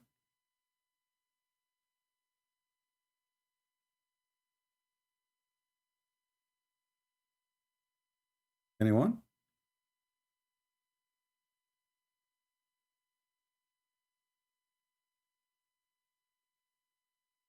Any Muhammadan here? Mayday, Mayday. I mean, come on, we need to kill the lizard. And not only that, the Prophet, he said, the one who killed him, like, there's a 3 kinds of killing to the lizard. The first one, the biggest reward is the one who killed him from the first hit. Any Muslim can tell me why the biggest reward if you kill him from the first hit? I mean, what happened if you kill him from the second hit? You are trying. Why the first hit will give you way more better reward? Allah trying to save some animation? They are not using animation. Sharik told the God messenger, said, he ordered the Geigo, like what the heck, now we are after the Geigo. I'm telling you, Geigo is evil. I mean, look at his name, Geigo. I mean, did you really notice?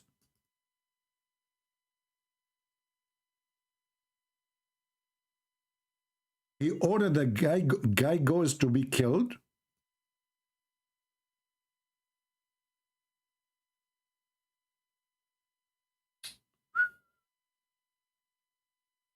That's deep.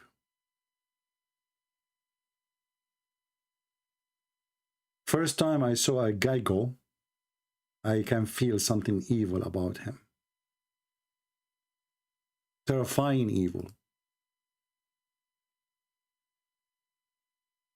Because he reminds me of Charlie Chaplin. I mean, just look at him. Isn't it obvious that this guy is an extreme, evil, dangerous creature? Why the Christian, the Jews, the Hindus, the Buddhists, they try to deny the truth? Do you know how many creatures this guy he kill a day? How many mosquitoes, how many flies? So his hand is full of blood. And look, he's proud of his crimes. He's standing like as if this nothing, like did nothing, like, huh? He tried to fool you with his look. Like it's not me, you know? But the Prophet, he exposed those Geigo. Do we have any Muslim want to say anything to us?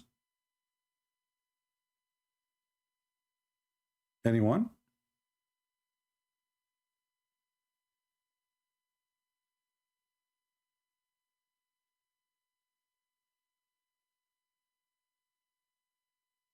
I heard that this Geigo, he worked for Vladimir Putin. Even his wife, Olga from Russia, the wife of the Geigo.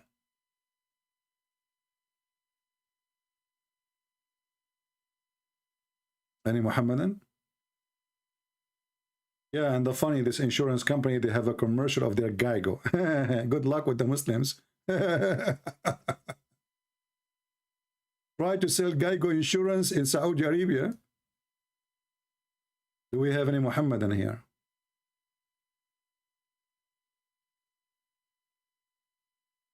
If you are a person who know nothing about Islam, you will see how they will line up to talk to you. This is why this guy here, the one we called him lately, the last one, he hung up. He ran away.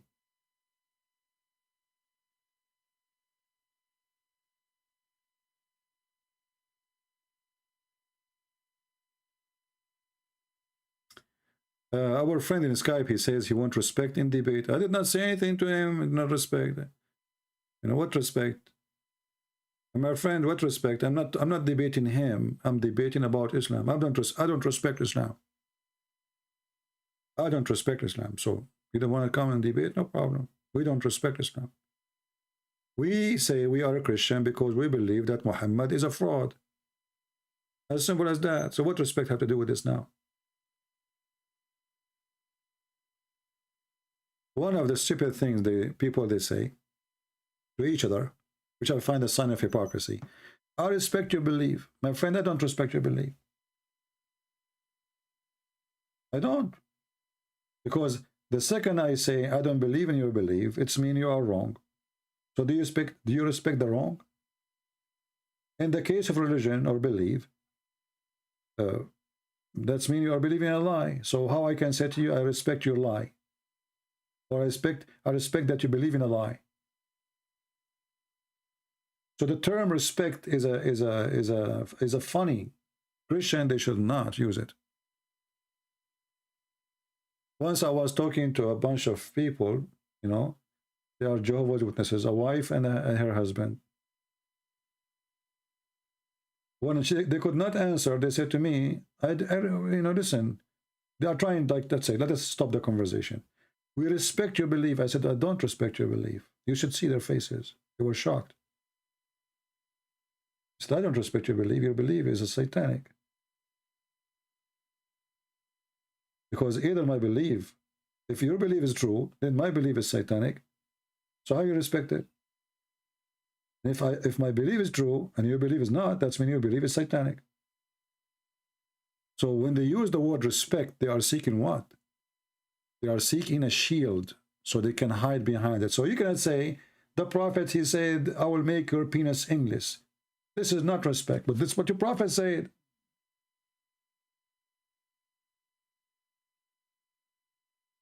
Why you say, go and bite the penis of your father? Well, I am reading what your prophet said.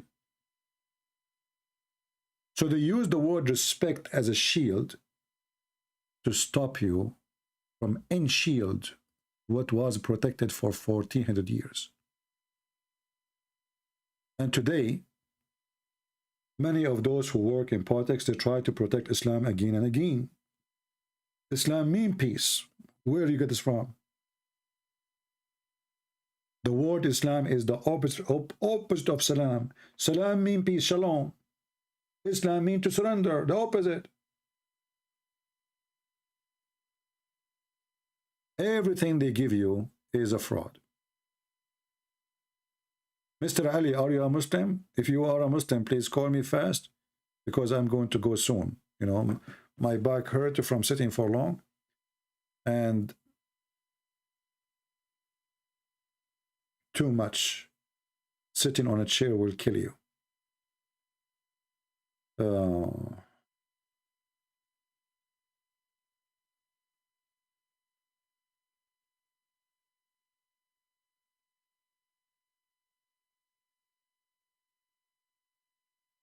Anyone? Any Muhammadan would like to call us?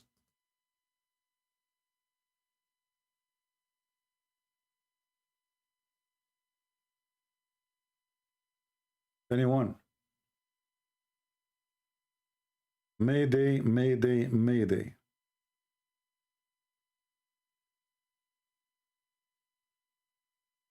Who is a brave Muslim? He can explain to us anything about the cult of Muhammad. Anything of your choice. We can change the topic to make it your topic.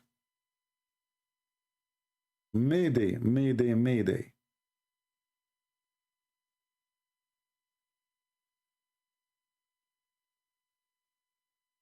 Choose any chapter you wish from the Quran and tell me about it. Of your choice.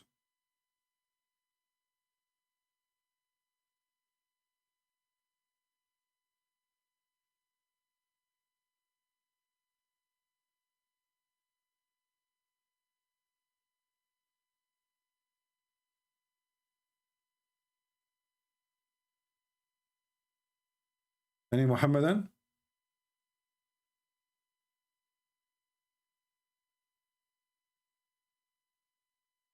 Can you expose, my friend, when you post names of others, you are showing me that you are being foolish because you are promoting them. You can expose a kid like this. He's not worth my time. He can call me. Christians who go around posting a name of a person, they are helping that person to promote his stupidity. Proving to me that the Christian who do such an act, he have a half a brain, like a lizard.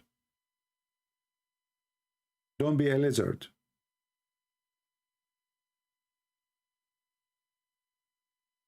Do we have any? And why you watch a channel of a kid like that? I mean, what's wrong with you?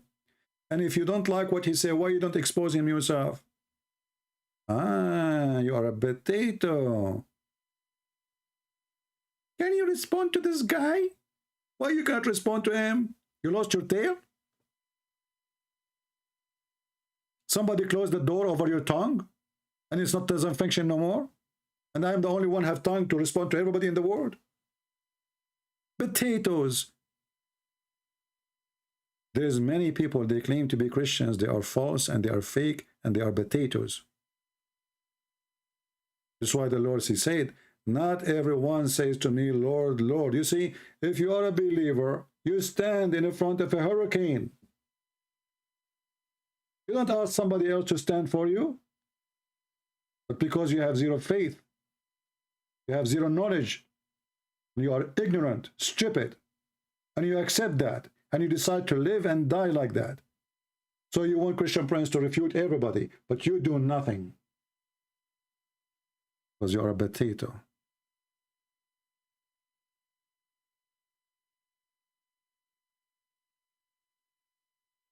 Do we have any Muhammadan here?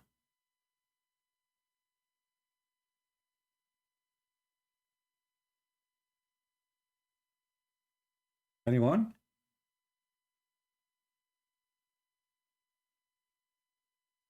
Last call. Any Muhammadan?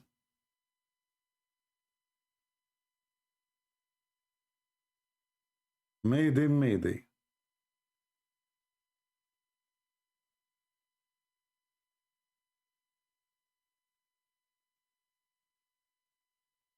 Anyone?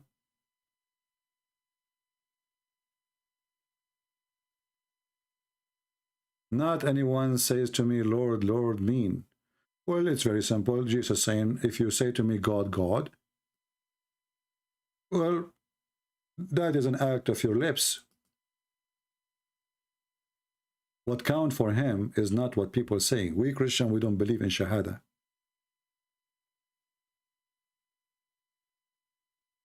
We Christian believe that a Christian is a person who do act. So if you are a true believer, then your act will speak for you. This is why Jesus said, from their fruits you shall know them. Not from Shahada, because Islam is a religion of hypocrisy. You say Shahada and you go to heaven. You say Shahada to Jesus, you witness to Jesus, you don't witness to Jesus, that will not save you. What save you if you are a true Christian or not? A true Christian is the one who witnessed to Jesus, but he do act according to Jesus' teaching. That's why he said, not everyone says to me, Lord, Lord, will enter the kingdom of my Father, but the one who do his will.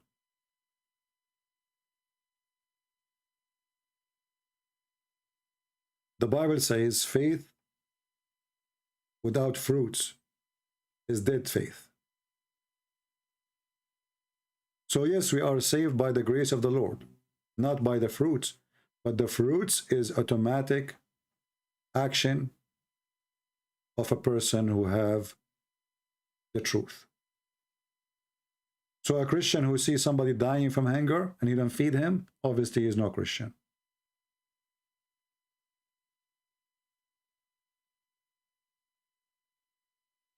Do we have any Muhammadan?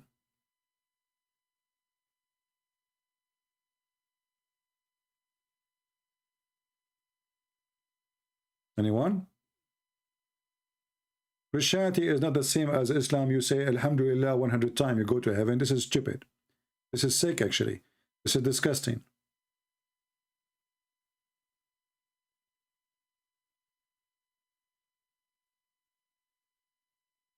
Because that means I can go and do everything. And then before I sleep, I say Alhamdulillah 100 times. What a sick cult. This is why Islam exists to deceive you and make you pervert. Because it's very easy, you know, whatever you do is gone. Just say it 100 times.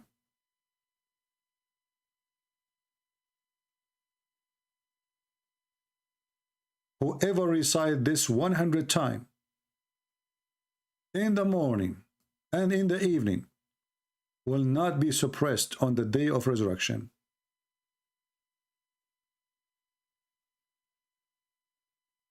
Do you see it? Islam is a religion of hypocrisy. Speak by your lips and do as much as you wish of sin.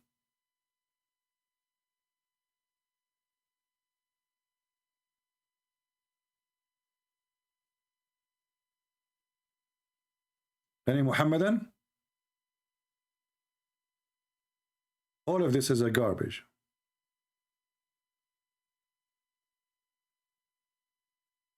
Any Muhammadan?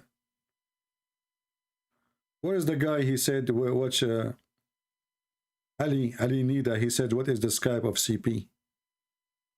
Until now, you did not find my Skype.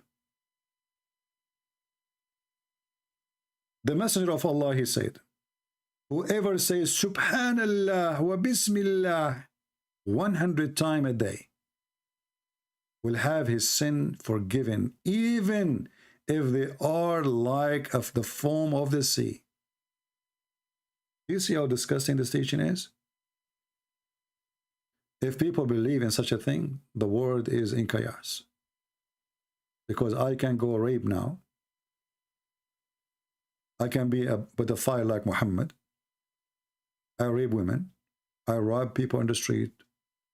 Steal the money of others, the property of others. Cheat. At the end of the day, I will say, Subhanallah walhamdulillah 100 times.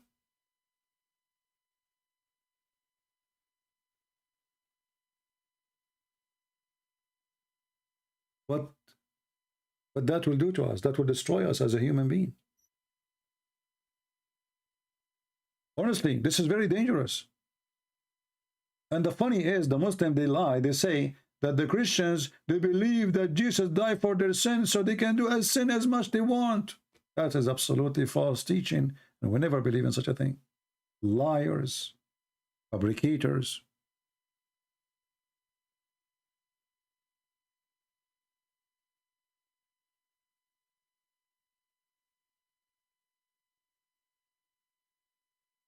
If you are new here, don't forget to subscribe.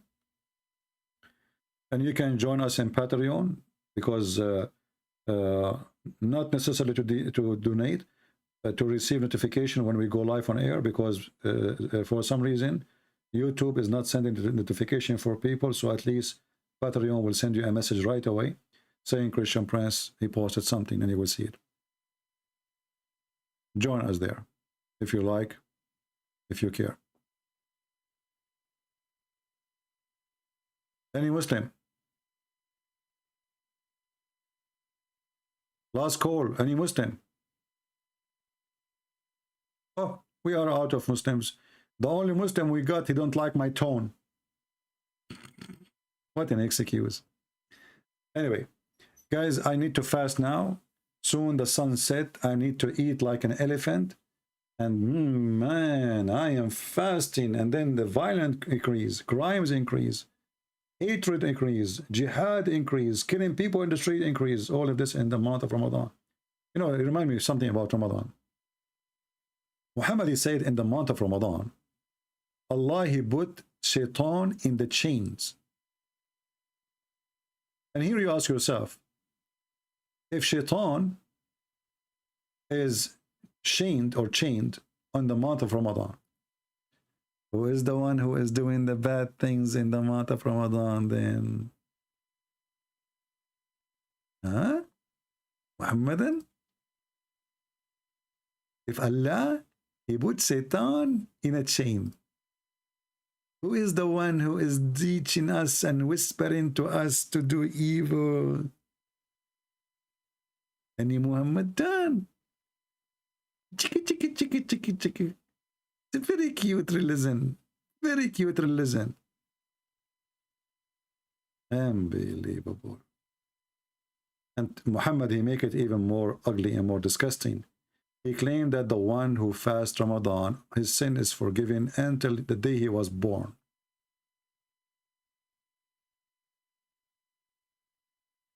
In the month of Ramadan, brother, the doors of heaven will open.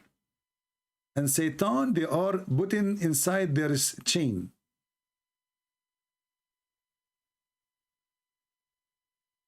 True religion and true story.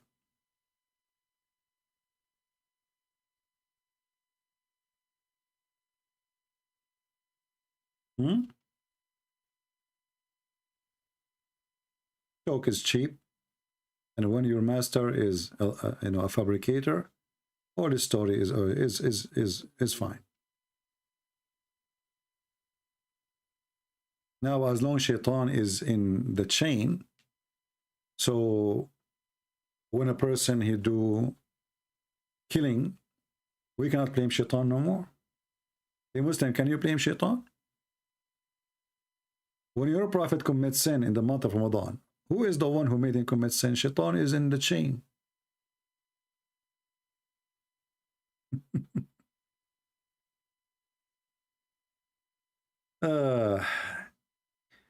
Actually, we should maybe in the coming video speak about the night of the power, because that has a connection with Ramadan. Because Muslims, they claim that Allah, he sent the Quran in the month of Ramadan too, which is very weird.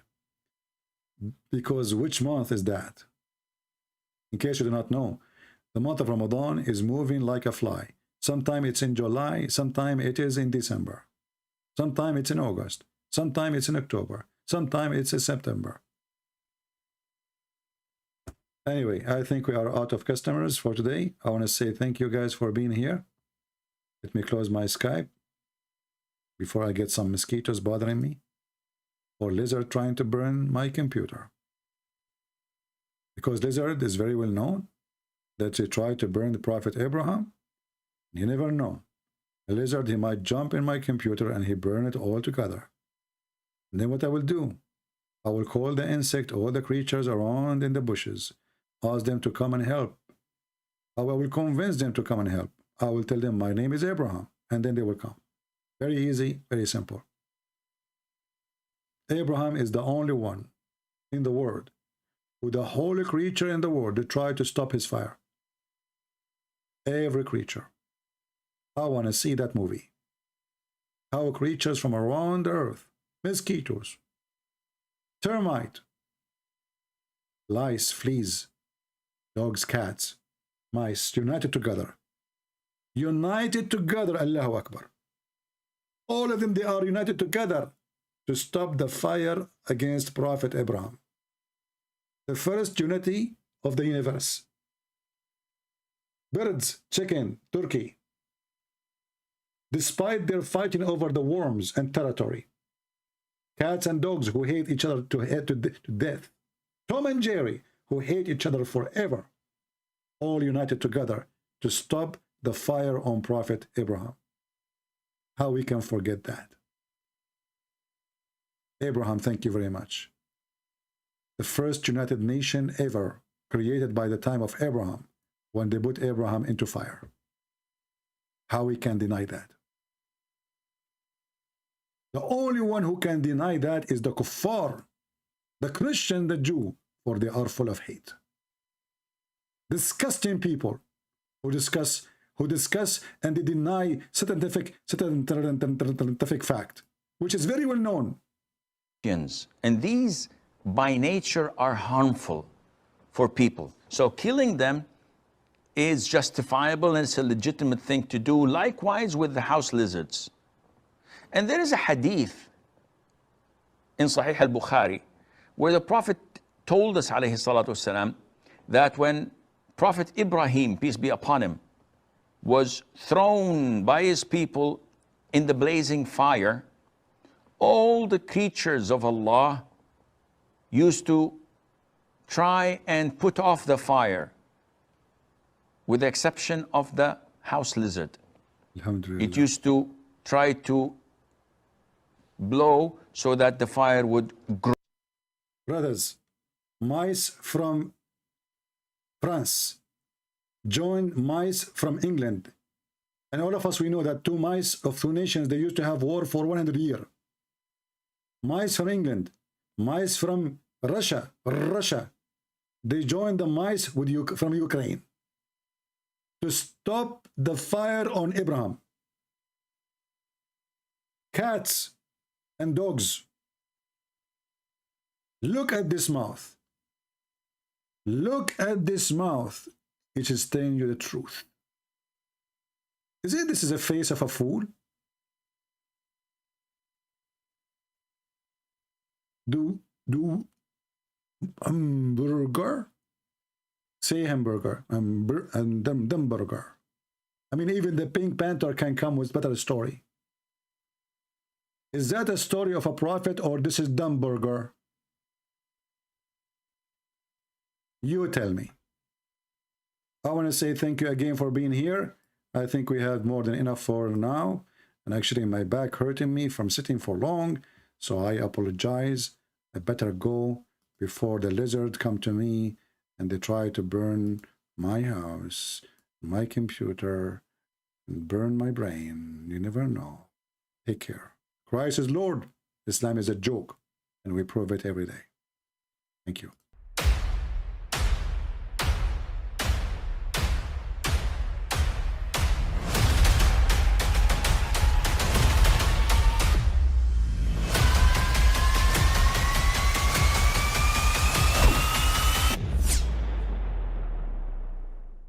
But I mean, again, he doesn't know who Gabriel is, right? Because he didn't come from an Abrahamic faith.